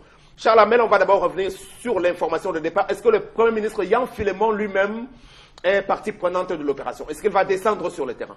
Alors, Sam Sévérin, c'est une instruction. une instruction du chef de l'État. Oui, qui lui a demandé, qui lui aurait demandé de constituer des listes, de descendre, Sam Sévérin. De descendre lui-même. Alors, oui, Sam Sévérin. Okay. Mais lorsque vous parcourez ces listes, il y a quand même des choses qui sont un peu inquiétantes, Sam Sévérin. Nous souhaitons aller discuter avec des populations. Nous nous retrouvons à constituer une liste des têtes fortes de la région. C'est pour discuter avec l'équipe. Si vous commencez à rassembler dans les équipes toutes les têtes fortes, vous allez discuter donc avec qui? Premier avec point, les protestataires. Avec les protestataires. Vous allez discuter avec qui sont les protestataires? Parce que les premiers vous avez arrêté. Ça, c'est le premier point. Sam Sévérin, nous sommes en train de parler d'une question qui a été abordée en 1961 et dont je pense aujourd'hui on veut occulter qu'il y a des écrits. Je crois que depuis qu'on parle, on n'a vu aucun membre de la famille Foncha. C'est quand même étonnant qu'on ne voit aucun membre de la famille Foncha. Pourtant, la famille Foncha a aussi des choses qu'elle devrait dire dans une crise comme celle-ci. Elle devait prendre position. Jusqu'à ce jour, je n'ai même pas vu dans la liste un enfant Foncha associé à cela. Pourtant, c'est des enfants qui comptent dans toute cette zone. Sam Sévérin, c'est une famille qui compte. Est-ce qu'ils se sont manifestés? Non, ils n'ont pas besoin de se manifester. Okay. On doit les associer. Nous avons des gens comme Laurent Guerpillon, qui à l'époque avait des grandes plantations de ce côté, qui ont laissé des écrits sur l'ensemble de ce qui s'est passé. Nous avons Charlie Ocdaufin. Ah oui, il faut interroger l'histoire, Sam Sévérin. Vous ne pouvez pas transgresser, ce n'est pas quelque chose qui se fait ex nihilo. Il y a eu en 1961 des gens qui ont été associés et qui ont laissé des écrits. Et je crois que même le testament politique laissé par John Boufoncha devait à un moment donné être interpellé. Elle devait être interrogée, Sam Sévérin. Pour dire quoi? Pour dire que nous allons résoudre un problème qui tire son origine depuis 1961. Avec des perpétuelles évolutions, avec des revendications à n'en plus parler. Mais il faut rester sur le problème de la base. Je m'attendais à voir qu'on associe les leaders du consortium, ce qui n'a pas été fait. Je m'attendais à voir qu'on associe les membres de la famille Foncha, comme je l'ai dit, ce qui n'a pas été fait. Pourtant, en 2014, ces familles ont pris position. Il faut bien parcourir les annales pour vous rendre compte qu'à un moment donné, ils ont quand même pris position, ils ont dit un ensemble de choses, des acquis qu'il fallait préserver. Je n'ai pas vu un membre de l'église catholique, notamment Monseigneur le cardinal Toubi, je ne l'ai pas vu associer. Je ne l'ai pas vu associer les imams ou certains imams à la question. Il faut comprendre la forme de l'opération, c'est quoi? Parce que ce n'est pas ça le grand dialogue inclusif auquel on en a appelé, hein, Bambok, je ne sais pas. Il s'agit juste parce que le communiqué de Paul Gogomou Mingo, directeur de cabinet, rappelle que c'est suite aux événements du 22 et du 1er octobre. Donc c'est peut-être d'abord pour calmer les tensions. Nous parlons donc quoi? Ce n'est pas le grand dialogue. Vous pouvez calmer lorsque les prêtres ont été froissés? Ok. Hein, les prêtres ont été froissés. Vous ne voulez pas associer tous les médiateurs? Donc vous pensez que ceux qui rentraient de l'église ce dimanche, qui ont été violentés, n'étaient pas des chrétiens? Donc vous pensez que l'église ne doit pas être associée? Ou que ceux qui rentraient le vendredi de la mosquée, qui ont été pris comme étant... Vous ne pensez pas qu'il faudrait qu'ils soient associés? Oui. Ça me sévère en janvier à cela. Permettez-moi de finir. Je pense que ça pose un problème de médiation. Dans tous les pays au monde aujourd'hui, il y a ce qu'on appelle des médiateurs. Ceux qui sont ça, ils sont connus, les médiateurs de la République, face à certaines crises. Ils ne dépendent de personne. Ils sont là juste pour régler un ensemble de choses. Et c'est ça qui nous manque pour le moment. Et je crois qu'il faudrait qu'on se rende compte que plus le temps passe, nous sommes en retard sur pratiquement tous les plans. Oui, Bambok Benga. Je crois savoir que le gouvernement a dit qu'il recherche l'apaisement. Mais l'apaisement commence d'abord par démilitariser les zones. Première chose. Deuxième chose, qu'on regarde dans les exactions qui sont reprochées aux populations, quels sont les gens qui ont été arrêtés et qui étaient, j'allais dire, qui ne sont pas inculpés dans l'incendie des édifices et un certain nombre de choses. Là, les deux. Maintenant, on peut ajouter, en les libérant, on fait aussi l'amnistie de ceux qui sont allés à l'extérieur. Voilà ce qu'on appelle apaisement. Et cet apaisement-là ne nécessite pas de constituer des groupes qui vont descendre sur le terrain. C'est-à-dire que les populations peuvent se rendre compte que maintenant, la zone n'est plus militarisée, les forces de maintien de l'ordre ne circulent plus. Maintenant, parce qu'il y en a des jeunes qui dorment dans les forêts. Parce que toutes ces personnes, parce que les listes sont vraiment méga, elles sont pléthoriques. Et ça nécessite d'importants frais d'émission, en plus des sacs d'argent dont on parle, qui pourront être mis à contribution. Bon, ça, ce sont des indiscrétions que nous avons comme cela. Alors, avait-on besoin de tout cela, surtout que toutes ces personnalités ont une même coloration politique? Ce sont des députés, sénateurs du RDPC, anciens ministres, chefs traditionnels, tous du parti au pouvoir. Ben, est-ce qu'on en avait vraiment besoin? Je n'en suis pas sûre, parce que déjà, ce n'est pas la première mission que le chef de l'État commande pour justement dans ce sens-là. Il y en a qui sont partis même à l'étranger. Ça s'est toujours mal passé. Aujourd'hui, je pense que le problème a atteint quand même certaines cimes.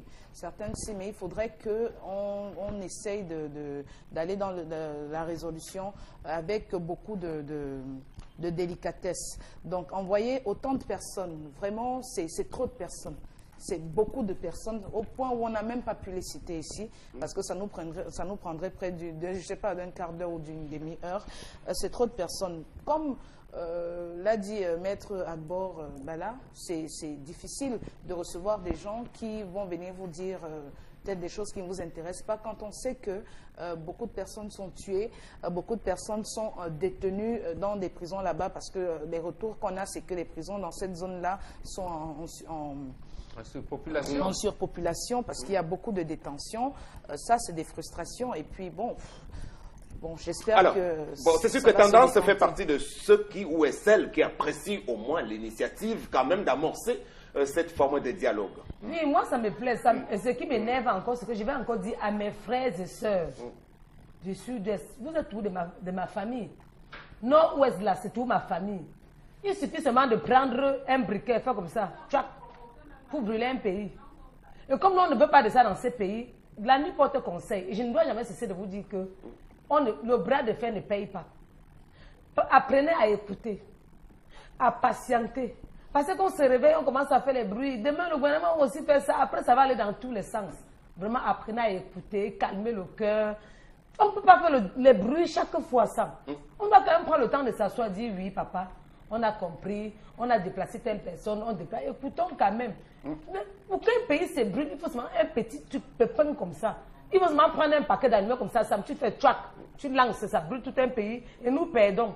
Ça ne va pas nous amener. Surtout que sur le plan économique, Tendance, vous avez raison de le rappeler, il y a déjà de lourdes conséquences en termes de production. Ça se chiffre en termes de centaines de millions, voire des milliards déjà, de toutes les pertes que subissent les opérateurs économiques qui ont beaucoup d'intérêt dans ces parties du pays. Charles Hamel, c'est quand même le gouvernement qui a son agenda sur la question. On ne peut pas leur faire le reproche également d'implémenter la chose à la manière où ils le perçoivent. Alors, Sam Sévérin, si vous parlez pris sur cet angle, ça veut dire que nous sommes déjà dans le dialogue. Nous sommes déjà dans le dialogue. Non, mais puisque c'est ce que je prends sous l'angle, nous sommes déjà dans la question du dialogue.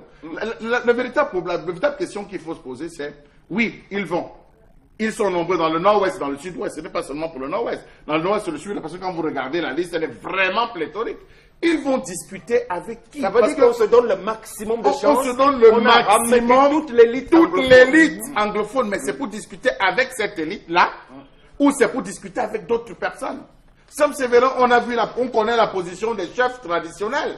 Les chefs traditionnels ils ont sorti une lettre pour dire non à la violence, non à ceci, non à cela, oui à ça. On sait qu'ils ont fait une sortie, mais ça, on connaît déjà leur position. Lorsqu'on essaie d'associer tout cela, c'est pour aller discuter avec qui? Moi, c'est une question que je suis en train de me poser. Je pense que ce dimanche, Sam, dans toutes les églises, on a prié pour tous les blessés, on a prié pour tous les morts. Les églises catholiques, on a prié sous l'instruction de Monseigneur Cléda. Ça a été fait et toutes les églises l'ont respecté. Je pense que ça, c'est un premier pas. Un premier pas dans l'apaisement. Je crois que le deuxième, c'est de commencer à préparer les consciences. Préparer les consciences à la discussion. Préparer les consciences à l'apaisement. Et comme Bambok l'a dit, démilitariser. Avec aussi en réserve, Sam Sévérin, qu'on peut démilitariser la zone, ceux qui ont le projet de sécessionnistes en profitent pour maximiser, parce que ça, il ne faut pas aussi dénier l'existence de ceux qui ont le projet. Donc, j'estime, Sam Sévérin, qu'il faut commencer par reconsidérer les positions de ces personnes, demander d'avoir en face ceux avec qui, vis-à-vis, les interlocuteurs, quels sont les interlocuteurs avec qui nous allons discuter, quelles sont les garanties qu'on leur offre. Qu'après cela, on ne va pas les arrêter comme on a fait. Quelles sont les garanties? Parce qu'à ce moment, il y a une peur.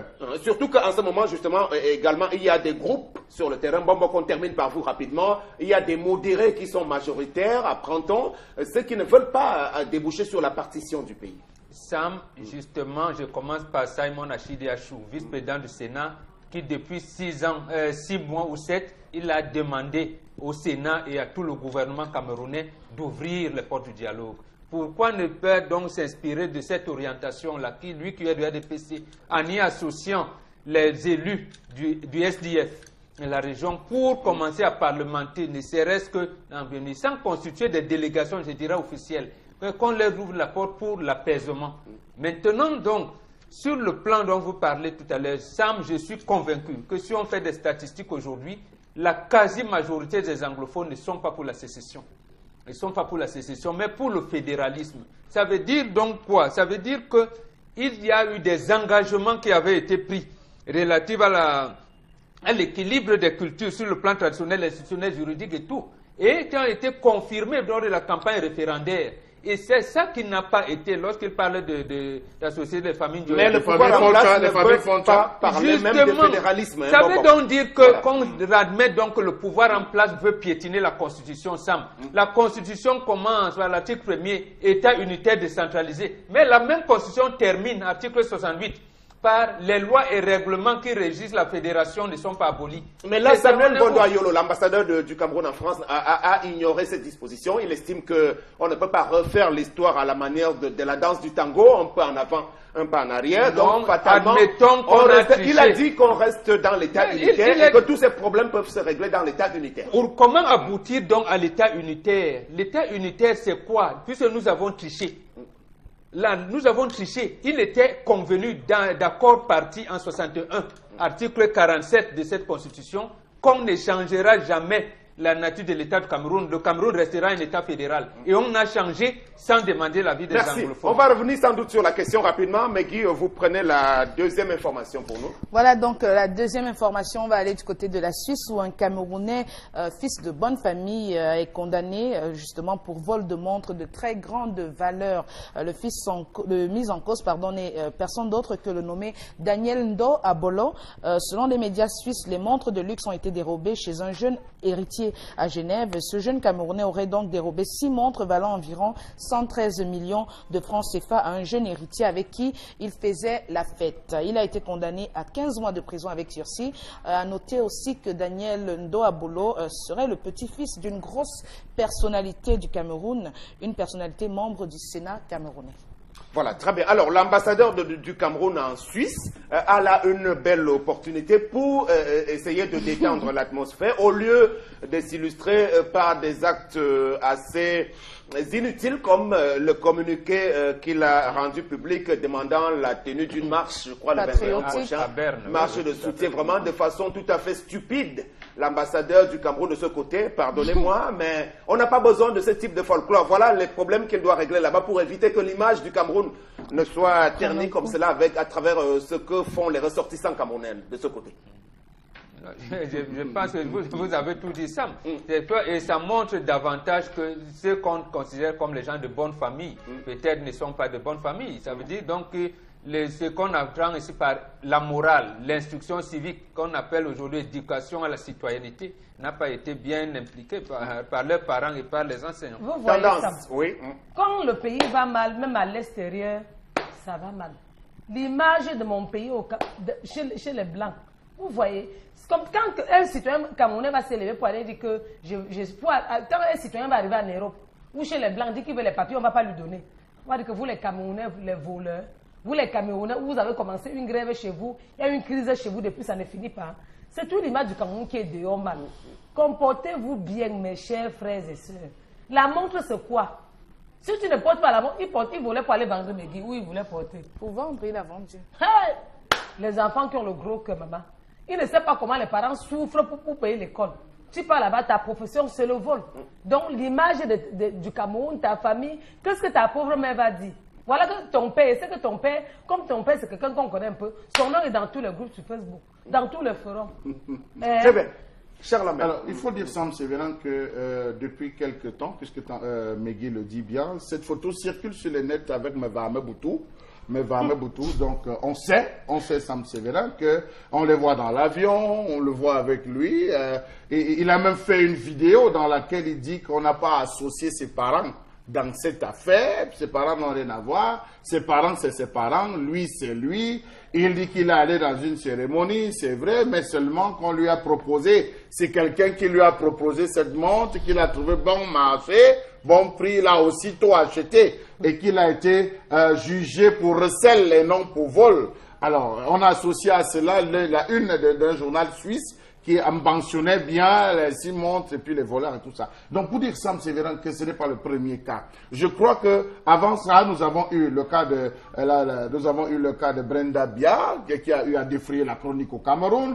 Nous avons eu le cas du fils de Libong Lili Keng, qu'on avait toujours retrouvé aux États-Unis, avec beaucoup d'argent, environ 1 milliard. Je pense que la police qui l'avait retrouvé. On a eu plein. Donc, ces enfants ne se cachent plus pour narguer. Moi, j'emploie l'expression narguer. Et même dans la ville de Douala, on voit comment ces enfants de procureurs, ces enfants de magistrats hors hiérarchie, on voit comment ces enfants de ministres, lorsqu'ils veulent se détendre, ils vivent à l'image de leurs parents, avec des cortèges, des gardes du corps, ils crient à tout vent. Ça pose là un problème d'éducation. Comment voulez-vous que le pauvre Ben Sikiner, qui a eu sa licence, qui est peut-être en train de suivre les cours, et voit ses enfants se comporter de la sorte, vous pensez que quel est le mécanisme qui se met aussitôt dans son esprit et dans sa tête? Raison pour laquelle lorsqu'il y a moindre marge, vous voyez même le paisible citoyen qui a réussi à s'acheter sa 4x4 se retrouver cassé parce qu'on dit argent volé. Moi, je pense qu'il faut faire la part des choses à un moment donné dans ce pays et que ceux-là qui passent le temps à détruire l'image de ce pays, à un moment donné, soient quelque peu rattrapés, interrogés, Sam Sévérin, et même sur la nature. Lorsque vous faites le tour, j'étais ce week-end quelque part, Sam Sévérin, où on a vu un jeune, on a présenté un jeune parce que fils d'une grosse ponte, d'une ponte de ce pays, il a dépensé dans un casino 6 millions de francs CFA en une soirée. Il travaille quoi pour dépenser 6 millions dans un casino, Sam Sévérin? Non, c'est grave, Sam Sévérin, et il faut interroger cela. Très bien. Mais Guillaume, on peut sortir avec la dernière nouvelle. Hein. Voilà, donc la dernière nouvelle, elle est sportive et on va pas oublier de revenir justement sur cette CAN de volleyball dames qui s'est tenue, en fait la finale, qui s'est tenue samedi dernier du côté de Yaoundé au Palais Polyvalent des Sports, où le Cameroun a été sacré champion d'Afrique cette année en 2017. Donc c'était face au Kenya. Le Kenya qui est 9 fois quand même champion d'Afrique de volleyball, il faut le dire. Et les 3 dernières CAN, justement, elles ont ravagé ce titre-là successivement. Donc, elles ont fait un parcours sans faute jusqu'à leur rencontre contre le Cameroun samedi dernier. Le Cameroun qui a vraiment fait un exploit en les battant à 3-7 à 0. Donc, voilà. Très beau match, très beau spectacle. Moi, j'ai regardé et j'encourage les Camerounais parce que j'ai vu sur les réseaux sociaux, les gens disaient que non, il y a les sports privilégiés au Cameroun, les autres sports qu'on ne peut pas respecter, qu'on attend que le président invite aussi les filles, les joueuses ici. S'il ne les invite pas, ça veut dire qu'il n'est pas disponible. Vous n'allez pas... Non, ça, les gens aiment vous dire que si peut-être je donne quelque chose à Mbamba, aussi, obligé de donner pour Sam. Quand vous êtes connecté et que vous voulez donner vos avis, appréciez. Dites seulement que vous pouvez dire non, les filles, vous avez bien fait, sérieux, l'image du Cameroun. Mais disons que elles mériteraient bien d'être reçues finalement. Parce qu'elles sont arrivées au bout, parce qu'on avait reçu les filles en football qui n'ont pas gagné le tournoi. Bon, ces filles de volleyball ont quand même réussi à soulever le trophée. C'est une coupe d'Afrique. C'est une coupe d'Afrique. Non, la question ne se pose pas. Elles méritent de bénéficier. Je ne refuse pas, sauf que les gens sur les réseaux sociaux disaient de n'importe quoi, du blablabla. Chacun dit... Non, respectez ce qu'ils disent, ne dites pas que c'est du blabla. Non, c'est mon avis. Non, ne dites pas blabla de ce que les gens disent sur Internet. Ok, il faut les voilà respecter. ce qu'ils ont dit. Voilà. Non, je les respecte, je vous respecte comme vous-même vous me respectez. Même comme parmi vous, il y a des gens qui ne me respectent pas là. Mais je me l'empêche, c'est la vie. De deux, vous n'avez pas dit seulement que la dernière fois le président a reçu les femmes. Pourquoi on ne peut pas aussi les recevoir? Il va les recevoir, mais pas là. On sait que vous avez bien rapidement, fait. Charlemagne. Alors moi je pense qu'il faut tirer un coup de chapeau à Serge Abouem, je pense bien, Serge Abouem, qui est le président de cette fédération, qui a connu toutes les plus grosses tribulations, il faut le préciser, convocation sur convocation au tribunal criminel spécial, convocation, discussion, détention à un certain moment. Alors je pense qu'il faut lui tirer un grand coup de chapeau parce que c'est lui qui a apporté. Est-ce que les deux affaires sont mêlées? C'est-à-dire c'est non, je veux dire, non, ça concerne la fédération, il faut le dire, Sam Sévérin. Je lui tire un grand coup de chapeau, au moins là, ça à lui. Pour la première fois, Sam Sévérin, il faut le dire comme ça, qu'on réussit, ces dames réussissent à porter, ou après combien d'années?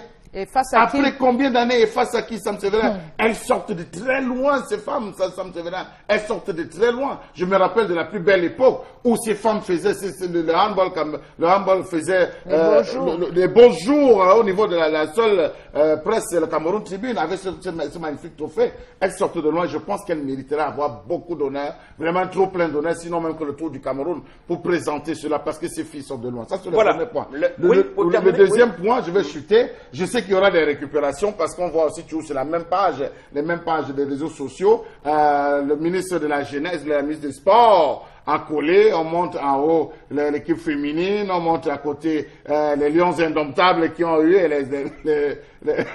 les handballeuses en disant toujours sur sa coupe. C'est lorsqu'il arrive que le Cameroun engendre les plus belles victoires. Que non, je pense que ces enfants ont beaucoup travaillé. Ça n'a pas été le mérite. Il faut reconnaître ce mérite. Elles ont trimé de leurs yeux. Avec des trophées en plus, hein, comme meilleure joueuse de la CAN. On a Laetitia Moma, meilleure passeuse, meilleure libéraux. Donc en plus. Merci bien. Le volleyball camerounais qui revient donc après la belle épopée des garçons dans les années 80-90. Eux qui étaient allés jusqu'à prendre part des Coupes du Monde comme au Brésil. Finalement, on se rappelle de la belle époque de ces grands champions camerounais du volleyball. Merci bien, félicitations donc. Ça ne nous arrive pas très souvent à cette équipe-là, mais attention à toute forme de récupération autour de la victoire des filles qui se sont bien battues elles-mêmes. On prend interpellation.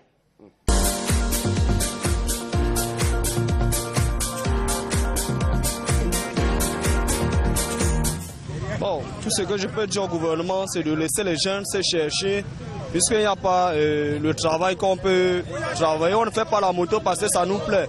C'est juste parce qu'il n'y a pas les emplois où nous on peut travailler. C'est pour ça que nous on fait la moto. Non, on ne fait pas la moto parce que... Mais on nous empêche parfois. Des fois, tu es en règle, tu as tous tes papiers. On ne t'interpelle pas comme il faut. On sort brusquement comme ça, on t'arrête, on commence à te taper même parfois. Alors qu'on n'a pas encore demandé si tu as les papiers ou pas. Mais les gens de la mairie, on ramasse quelqu'un comme ça au quartier, n'a même pas la carte sur lui. Il vient pour arrêter les motos en route, soit disant qu'il travaille à la communauté urbaine. Bon, je propose qu'on doit d'abord prendre les gens qui sont un peu civilisés pour faire ce travail-là. Parce qu'on ne doit pas aller ramasser les bandits au quartier pour venir arrêter l'impôt en route. Ce geste-là ne me plaît pas.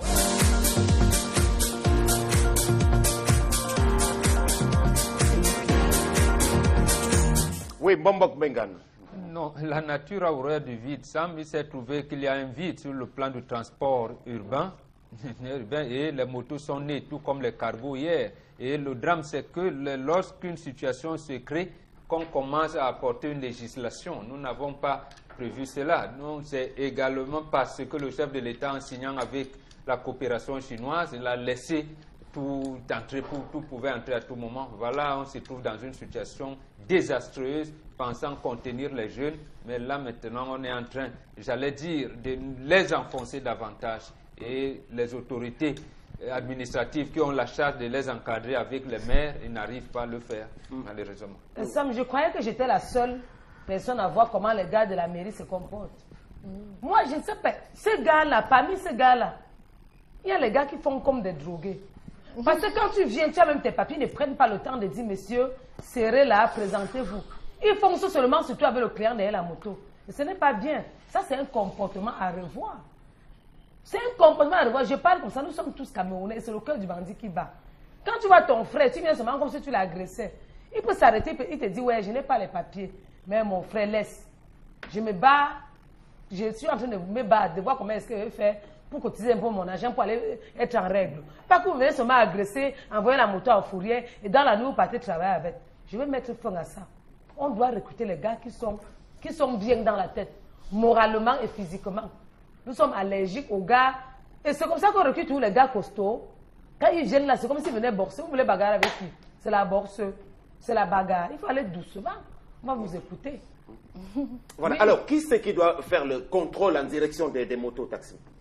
Non, c'est les mairies d'abord, c'est les mairies qui gèrent l'espace, leur espace. Et puisqu'ils sont assujettis à l'impôt libératoire, donc l'impôt libératoire se gère là-bas. Maintenant, il faudrait donc, avant de payer cet impôt, savoir que ils sont assurés, ils ont les plaques d'immatriculation. Est-ce qu'ils ont été immatriculés, ainsi de suite? Bon, voilà un peu le problème. Et c'est même ça le problème, parce qu'on a l'impression qu'on met la charrue avant les bœufs. C'est-à-dire que vous voulez contrôler un domaine que vous n'avez pas pris le temps d'assainir, vous n'avez pas codifié. Il y a quelles règles en fait, quel code qui réglemente ce secteur, par exemple, des bensikineurs? Il n'y a rien.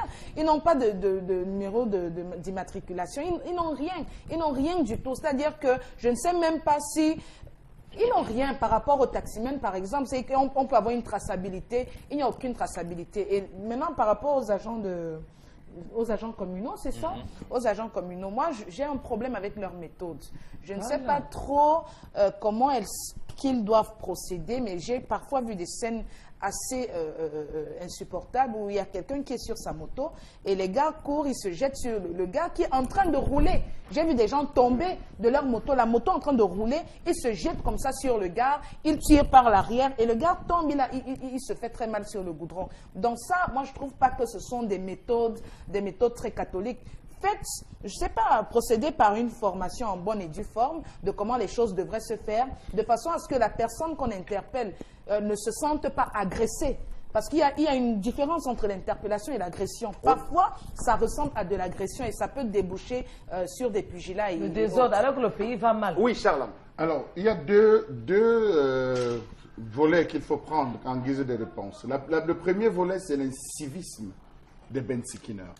Les bensikineurs, pour une moindre action, a déjà 6 mots qu'il a avancés, parmi lesquels un mépris à l'endroit de votre maman. Si vous n'êtes pas véritablement quelqu'un qui a le cœur, vous allez sortir, vous mettre à donner les coups de poing. Que non, c'est comme ça qu'ils sont, sans sévérin. Mais mal leur emploi, parce qu'on a trouvé aussi un remède qui sont ces différents agents. Vous allez interpeller un bensikineur parce qu'il sait qu'il n'a pas les papiers, il va vouloir essayer de se faufiler, accélérer pour partir, raison pour laquelle les gars se retrouvent à maîtriser la moto. Vous allez vous rendre compte que sur 10 cas qu'on a interpellés, ceux qui se retrouvent à être au sol, c'est ceux qui ont tenté de fuir. Parfois même, lorsque le passager arrive et dit ne fuis pas, gars, je vais les parler, ne fuis pas, on va trouver une solution. Ils cherchent toujours à fuir, renversant parfois certains passagers véritablement. Donc ça, c'est le premier point, c'est la première réponse qu'il fallait apporter. Et dire, Sam Sévérin, que je crois qu'aujourd'hui, les mairies ont mis sur pied un ensemble de mécanismes, que ce soit Douala 5, que ce soit la Douala 2, Douala 1er, ces mairies ont mis un ensemble de mécanismes en place qui ne sont pas suivis, hein. Qui ne sont pas suivis, oui, mais qui sont censés accompagner les bensikineurs dans l'obtention de tous les papiers, dans l'obtention, même il faut le dire, dans la régularisation. Lorsque vous allez dans d'autres villes du Cameroun, vous allez vous rendre compte qu'ils portent des chasubles orange, des chasubles verts, des chasubles jaunes.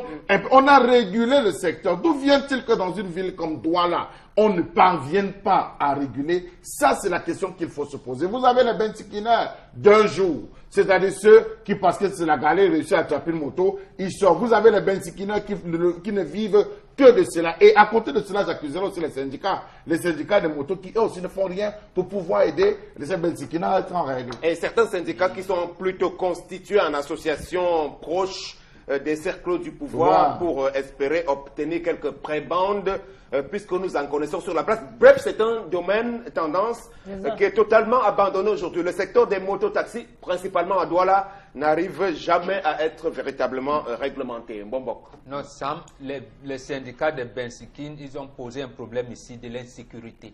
On a pensé que tous les bensikineurs étaient des agresseurs. Et ils ont eu la chance d'avoir, je pense, le colonel commandant de la Légion de gendarmerie du littoral qui a commencé à les aider. Je veux dire à aider le pouvoir public à les encadrer. La faute est revenue au pouvoir public. Le préfet qui est devenu gouverneur du centre aujourd'hui, plus les maires d'arrondissement, on leur a demandé d'enregistrer dans chaque commune les bensikineurs. Ils ne l'ont pas fait. Ils ne l'ont pas fait. Donc, et le colonel commandant de la Légion de gendarmerie s'est trouvé absorbé. Parce qu'il y avait effectivement les gars qui volaient les motos. Et d'autres qui étaient en location-vente. Parce que je donne ma moto, je retiens les pièces. Lorsque le gars circule en route, je lui dis, bon, tu vas me donner 500 000.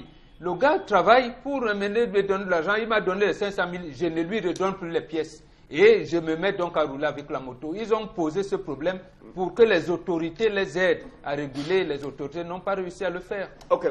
Très bien, on va donc attendre encore d'espérer voir le secteur connaître une meilleure organisation, beaucoup plus ici à Douala. On va aller prendre un des opérateurs qui est précisément dans le secteur des motos, finalement, puisqu'il commercialise les motos de qualité.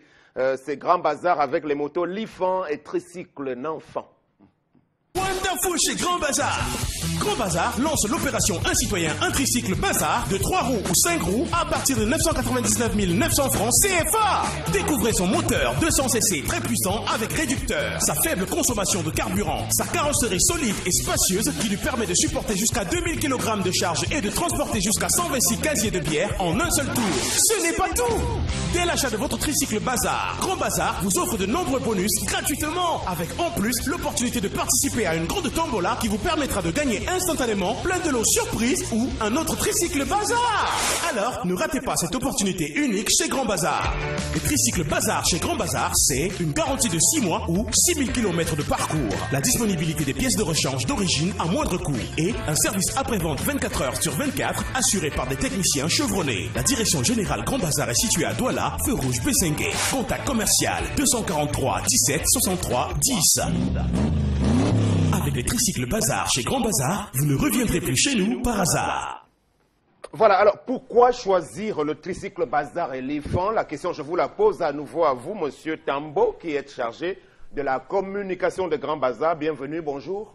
Bonjour Sam, bonjour à l'équipe du Zénith 10-12 et bon début de semaine. Bon début de semaine également aux millions de tricycleurs de Grand Bazar dans la ville de Douala.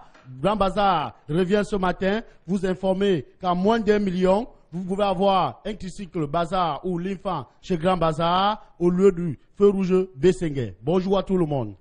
Voilà, donc je vous ai posé la question, pourquoi choisir ces tricycles, justement? Ah ok Sam, pourquoi choisir les tricycles Bazar et Lifan? Pour les raisons principales que je vais vous citer.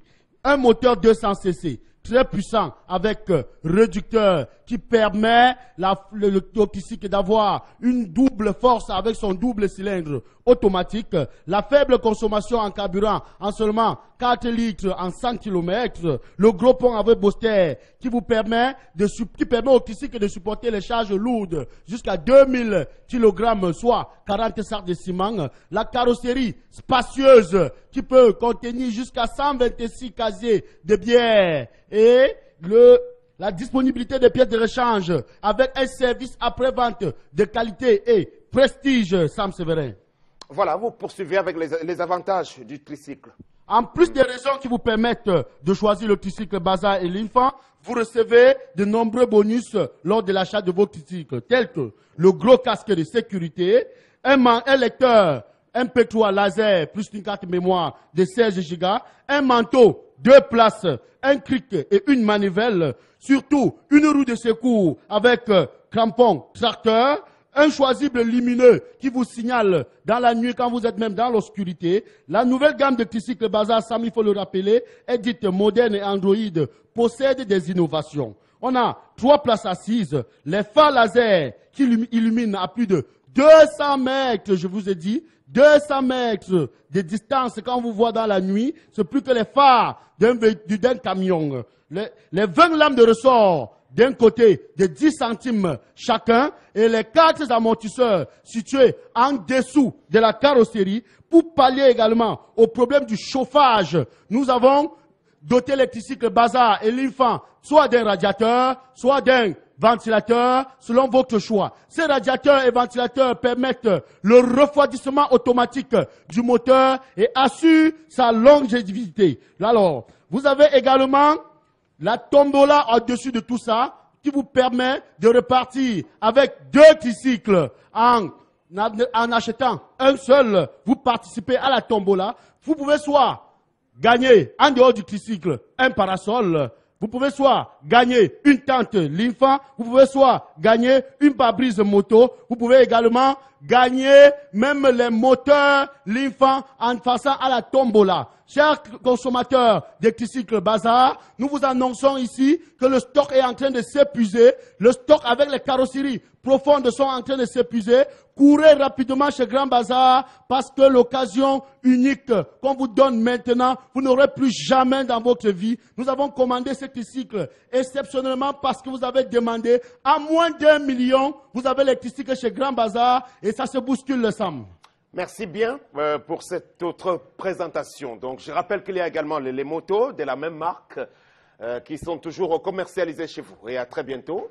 Merci. La puissance sur Croix-Rouge chez Grand Bazar. Et n'oubliez jamais qu'avec les tricycles Bazar et l'Infant chez Grand Bazar, vous ne reviendrez plus jamais chez nous par hasard. Choisissez la marque de l'originalité. N'achetez pas la photocopie avant de vous rendre que l'original existe. Grand Bazar, c'est la seule marque d'originalité des tricycles au Cameroun et nulle part ailleurs. Très bien. Wonderful chez Grand Bazar. Grand Bazar lance l'opération Un citoyen, un tricycle Bazar de 3 roues ou 5 roues à partir de 999 900 francs CFA. Découvrez son moteur 200 cc très puissant avec réducteur, sa faible consommation de carburant, sa carrosserie solide et spacieuse qui lui permet de supporter jusqu'à 2000 kg de charge et de transporter jusqu'à 126 casiers de bière en un seul tour. Ce n'est pas tout. Dès l'achat de votre tricycle Bazar, Grand Bazar vous offre de nombreux bonus gratuitement avec en plus l'opportunité de participer à une grande tombola qui vous permettra de gagner instantanément plein de lots surprises ou un autre tricycle Bazar. Alors, ne ratez pas cette opportunité unique chez Grand Bazar. Le tricycle Bazar chez Grand Bazar, c'est une garantie de 6 mois ou 6000 km de parcours, la disponibilité des pièces de rechange d'origine à moindre coût et un service après-vente 24 heures sur 24 assuré par des techniciens chevronnés. La direction générale Grand Bazar est située à Douala, feu rouge Bessengue. Contact commercial 243 17 63 10. Avec les tricycles Bazar chez Grand Bazar, vous ne reviendrez plus chez nous par hasard. Voilà. Nous allons amorcer la dernière ligne droite de ce programme. Avant les messages, je dois rappeler, on parlait de sport tout à l'heure, que dans la course à la présidence de la Fédération camerounaise de football, on est déjà à l'ère des grandes manœuvres en attendant de connaître le calendrier qui sera rendu public dans les prochains jours par le comité de normalisation. Eh bien, à Douala, ce week-end, on a pu assister à la naissance d'une nouvelle association, Union nationale dite des clubs amateurs, qui vient remplacer l'association des clubs amateurs qui existait déjà auparavant. Il s'agit d'une organisation sur laquelle sera adossée la fédération, puisque les fédérations du monde sont normalement le fait des associations amateurs. Et à la tête de cette nouvelle organisation, nous avons bien des grands noms, des personnalités. Monsieur Balok John y a été placé à la tête. Il sera assisté comme premier vice-président de Aboubakar Alim Konaté, que vous connaissez bien, Bombok Bengan, ayant été un des anciens dirigeants, président de la Ligue régionale du Nord et ayant été très très proche de Iya Mohamed. On voit comme vice-président, il y en a beaucoup à travers les régions, Eugène Ekeke, pour le littoral par exemple, l'honorable Jean-Jacques Zam pour la région du Sud, l'Ouest, la Damawa, toutes les régions sont représentées avec bien d'autres grands noms comme Isaac Sinkot, Emmanuel Loga et autres prospères en Koumvondo. Voilà. On va prendre les derniers messages avec vous, Megui. Voilà, donc on est sur la page Facebook de l'émission et Daniela Alexandra Ndombé. Moi, je suis de père camerounais et de mère afrikaneur de l'Afrique du Sud. Je suis né en Afrique du Sud. Je suis au Cameroun depuis 1 an. Quelle langue devrais-je parler? La langue de papa d'abord, parce que vous êtes, quand on parle de lien de sang, vous êtes la fille de quelqu'un de papa d'abord. Et c'est maman en principe qui devait faire l'effort d'apprendre la langue de papa en premier. C'est ça la tradition africaine. Mais bon, la modernité fait que vous vous dites vous êtes citoyen du monde. Vous pouvez même refuser de parler ça et parler le japonais. Mais nous, nous condamnons ça. Très bien. Voilà donc Bisbert qui dit pour ce qui est de la langue, que vont faire les parents qui ne peuvent envoyer leurs enfants au village pour cause d'extrêmes pratiques de sorcellerie? Ils doivent rattraper eux-mêmes par l'apprentissage de leur propre langue maternelle. Alors, il faut quand même relever un autre pan, Sam Séverin Bombok, que j'ai eu à faire le tour dans le cadre, n'est-ce pas, de mes recherches. Je suis arrivé dans une zone. N'oublions pas qu'il y a des pactes qui avaient été faits à une certaine époque par les parents. C'est-à-dire, vous avez eu des grands-parents, vous avez eu vos aïeux qui ont été membres d'une société traditionnelle de sorcellerie, qui ont eu à manger des gens et qui, à un moment donné, non, on protégeait les enfants en les faisant fuir. Alors sachez que lorsque vous rentrez, le pacte continue. Ou parce que vous n'avez pas donné, vous vous retrouvez à être pris. Mais il faut vous renseigner sur l'ensemble de ces pratiques. C'est pratiquement ceci qui est en train de se gérer dans une partie du une partie d'une CAM, où de nombreuses personnes, lorsqu'ils rentrent, se retrouvent à être happés parce qu'on dit ton père faisait partie de telle association, ton grand-père faisait partie de telle association. On accuse le village où parfois ce sont des parents, nos grands-parents qui sont retrouvés dans ces cercles parfois très compliqués. Donc, toujours depuis la page Facebook, Tongo Seke qui nous dit bonjour à vous le plateau, je ne trouve pas mal que des enfants parlent la langue de leur nounou. C'est plutôt encourageant de savoir que nos enfants parlent plusieurs langues. Le papa doit donc comprendre que c'est lui le maître de maison. Il doit trouver un moyen de rester quelque temps avec ses enfants. Le mari reste le seul patron dans un foyer. C'est à lui de rappeler à sa femme de temps en temps certaines choses qu'elle peut parfois oublier. Absolument, nous l'avons dit à l'entame de l'émission. Voilà, donc ce qui est sûr est qu'on ne veut rien faire pour les jeunes au Cameroun. Les jeunes Camerounais sont des soldats, nous ne sommes pas alcooliques parce que nous voulons, mais c'est juste l'oisiveté. Résultat, on prend la Méditerranée.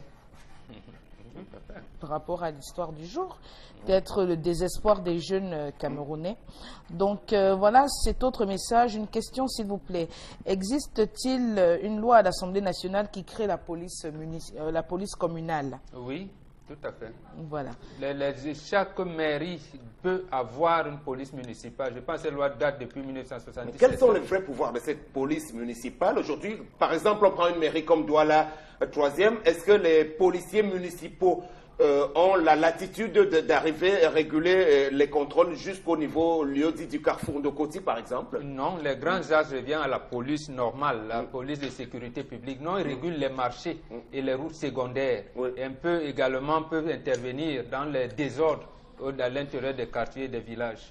Il peut arriver que la police est submergée et fait appel à la police municipale. On la retrouve généralement après le tunnel. Après le tunnel, vous allez vous rendre compte qu'à des moments, vous voyez la police municipale qui est là pour aider. Il y a quand même quelques formations avant d'être... Il devrait subir, notamment lors de contrôles, quand Megui a parlé tout à l'heure des agressions. En fait, lorsqu'ils viennent, ils n'ont pas l'autorisation de prendre les motos, de faire les vérifications, même s'il s'agit de l'impôt libératoire ou l'état de stationnement. Ils se font accompagner par la police. J'allais dire la police normale, qui interpelle et eux, ils viennent vérifier. Parce que de toutes les manières, reste civil. C'est la police ou la gendarmerie normale qui interpelle le moto et eux, ils viennent vérifier les pièces. Juste qu'ils mettent les rangers, ils font comme les policiers. Quand ils portent les habits des policiers, après les rangers, on écrit derrière police, c'est municipal là qui... Par contre, lors de marché comme celui de Ndopassi, ils doivent venir le matin dire aux gens, ne venez pas au niveau de la chaussée, redentez un peu plus devant. Peut-être on a prévu les comptoirs, ne mettez pas les légumes au sol, ne mettez pas si. Là, c'est de leur pouvoir. Parce que le marché de Ndopassi, aujourd'hui, reconnaissons-le, est nettement envahi, disons, au niveau de la chaussée. Par là, on ne sait d'ailleurs pas pourquoi... La cité des palmiers, on va même à côté de la poubelle. Nous sommes sévérins. Nous nous rappelons que dans le contexte du marché Nudaido, jusque-là, c'était compliqué. Pour un peu qu'on a reconnu les efforts de l'inspecteur Ada, du policier Ada Marcelin, le lendemain, on l'a enlevé. Il n'est plus là. Les gens sont revenus encore sur la route parce qu'on apprécie quelqu'un dans un pays comme le Cameroun. Ça devient compliqué. On dit non, il ne faut pas qu'on te regarde. Ton collègue Amoud a eu ces problèmes. Les mêmes policiers vous disent, mais n'est-ce pas, il dit qu'il fait bien le travail. Regarde comment alors, ses collègues... Alors, dites-moi, quelle est la police qui doit empêcher à ce que les autochtones, dans une ville comme Douala, c'est-à-dire qui prennent le loisir d'installer des tentes en plein boulevard, comme c'était le cas vendredi dernier, au lieu dit boulangerie, coiffe, sur toute une rue principale comme celle-là, des tentes pour manifester. Ils ont l'autorisation remise depuis la communauté urbaine. Ok. Non, là, si c'est la communauté urbaine qui a donné l'autorisation, c'est une erreur, c'est le sous-préfet. C'est le sous-préfet qui gère les espaces publics. Est-ce qu'on doit accorder les manifestations publiques sur une rue principale? C'est ce que moi je veux savoir. Oui, tout à fait. C'est ça, je parle de la loi 90/055 qui peut vous permettre pendant un moment d'occuper la voie publique. Ça peut vous permettre. Mauvaise loi. 3 jours. Merci bien. On va conclure ce programme de ce lundi, madame. Oui, Sam, je vais conclure en disant que Ouattara sur moi, je vais parler. Il y a un salon de coiffure à Douala, on va fermer ça.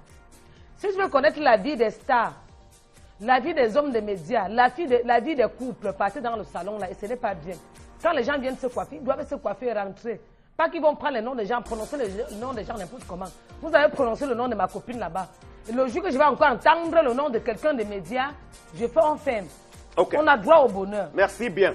Au nom de la liberté de critiquer, on va parler de gouvernance. Aujourd'hui, prenant le prétexte de la sortie du président de l'épiscopat camerounais, Monseigneur Samuel Kleda, qui s'exprimant ce week-end, a bel et bien reconnu que la crise multiforme que traverse le Cameroun, essentiellement la crise anglophone, est la résultante d'une mauvaise gestion du Cameroun au cours des dernières décennies. Et ça, c'est quelque chose qui est repris en cœur de la part de plusieurs observateurs à travers le monde, y compris dans les rangs même du sérail camerounais. Beaucoup reconnaissent aujourd'hui les nombreuses limites qui nous ont conduits donc dans l'abîme dans laquelle on se retrouve aujourd'hui, malgré certains qui ont d'autres yeux pour voir noir là où c'est tout à fait blanc ou tout à fait l'inverse. Donc l'inertie, le gaspillage et la mauvaise gestion des ressources publiques en matière d'implémentation de ces politiques-là, ce sont des faits réels qui sont indiscutables. Mais vous avez quand même des gens sur la place camerounaise, la place publique, qui investissent les plateaux du dimanche pour nous rappeler que non, le Cameroun se porte mieux et qu'il a toujours besoin de son champion. On évoquera le cas de Hervé Emmanuel Kom ici. C'est quelqu'un qu'on a présenté comme brillant banquier issu des milieux de la finance française lorsqu'il arrive au Cameroun. Il est rattrapé par le parti au pouvoir, il est bombardé membre du comité central et depuis, il n'a que le nom de Paul Biya à la bouche. Alors, ce n'est pas un bon exemple, disons-le tout de suite, le gars de Hervé Kom, parce qu'il y a bel et bien d'autres types d'intellectuels dans les rangs du RDPC aujourd'hui, comme Pascal Messanga Nyamdine, qui reconnaissent quand même la réalité des mauvaises habitudes de certains qui sont dans le pouvoir. Mais vous avez des gens comme Kom qui veulent peut-être mettre le feu là où on a besoin d'avoir de l'apaisement aujourd'hui, des véritables pyromanes que nous avons envie de condamner avec la dernière énergie aujourd'hui parce qu'on n'a plus besoin dans ces pays d'écouter ce type de discours émanant de personnes qui n'ont aucune légitimité finalement sur la place publique camerounaise. Merci bien, c'était le Zénith de ce lundi. Bonne suite des programmes sur Equinox.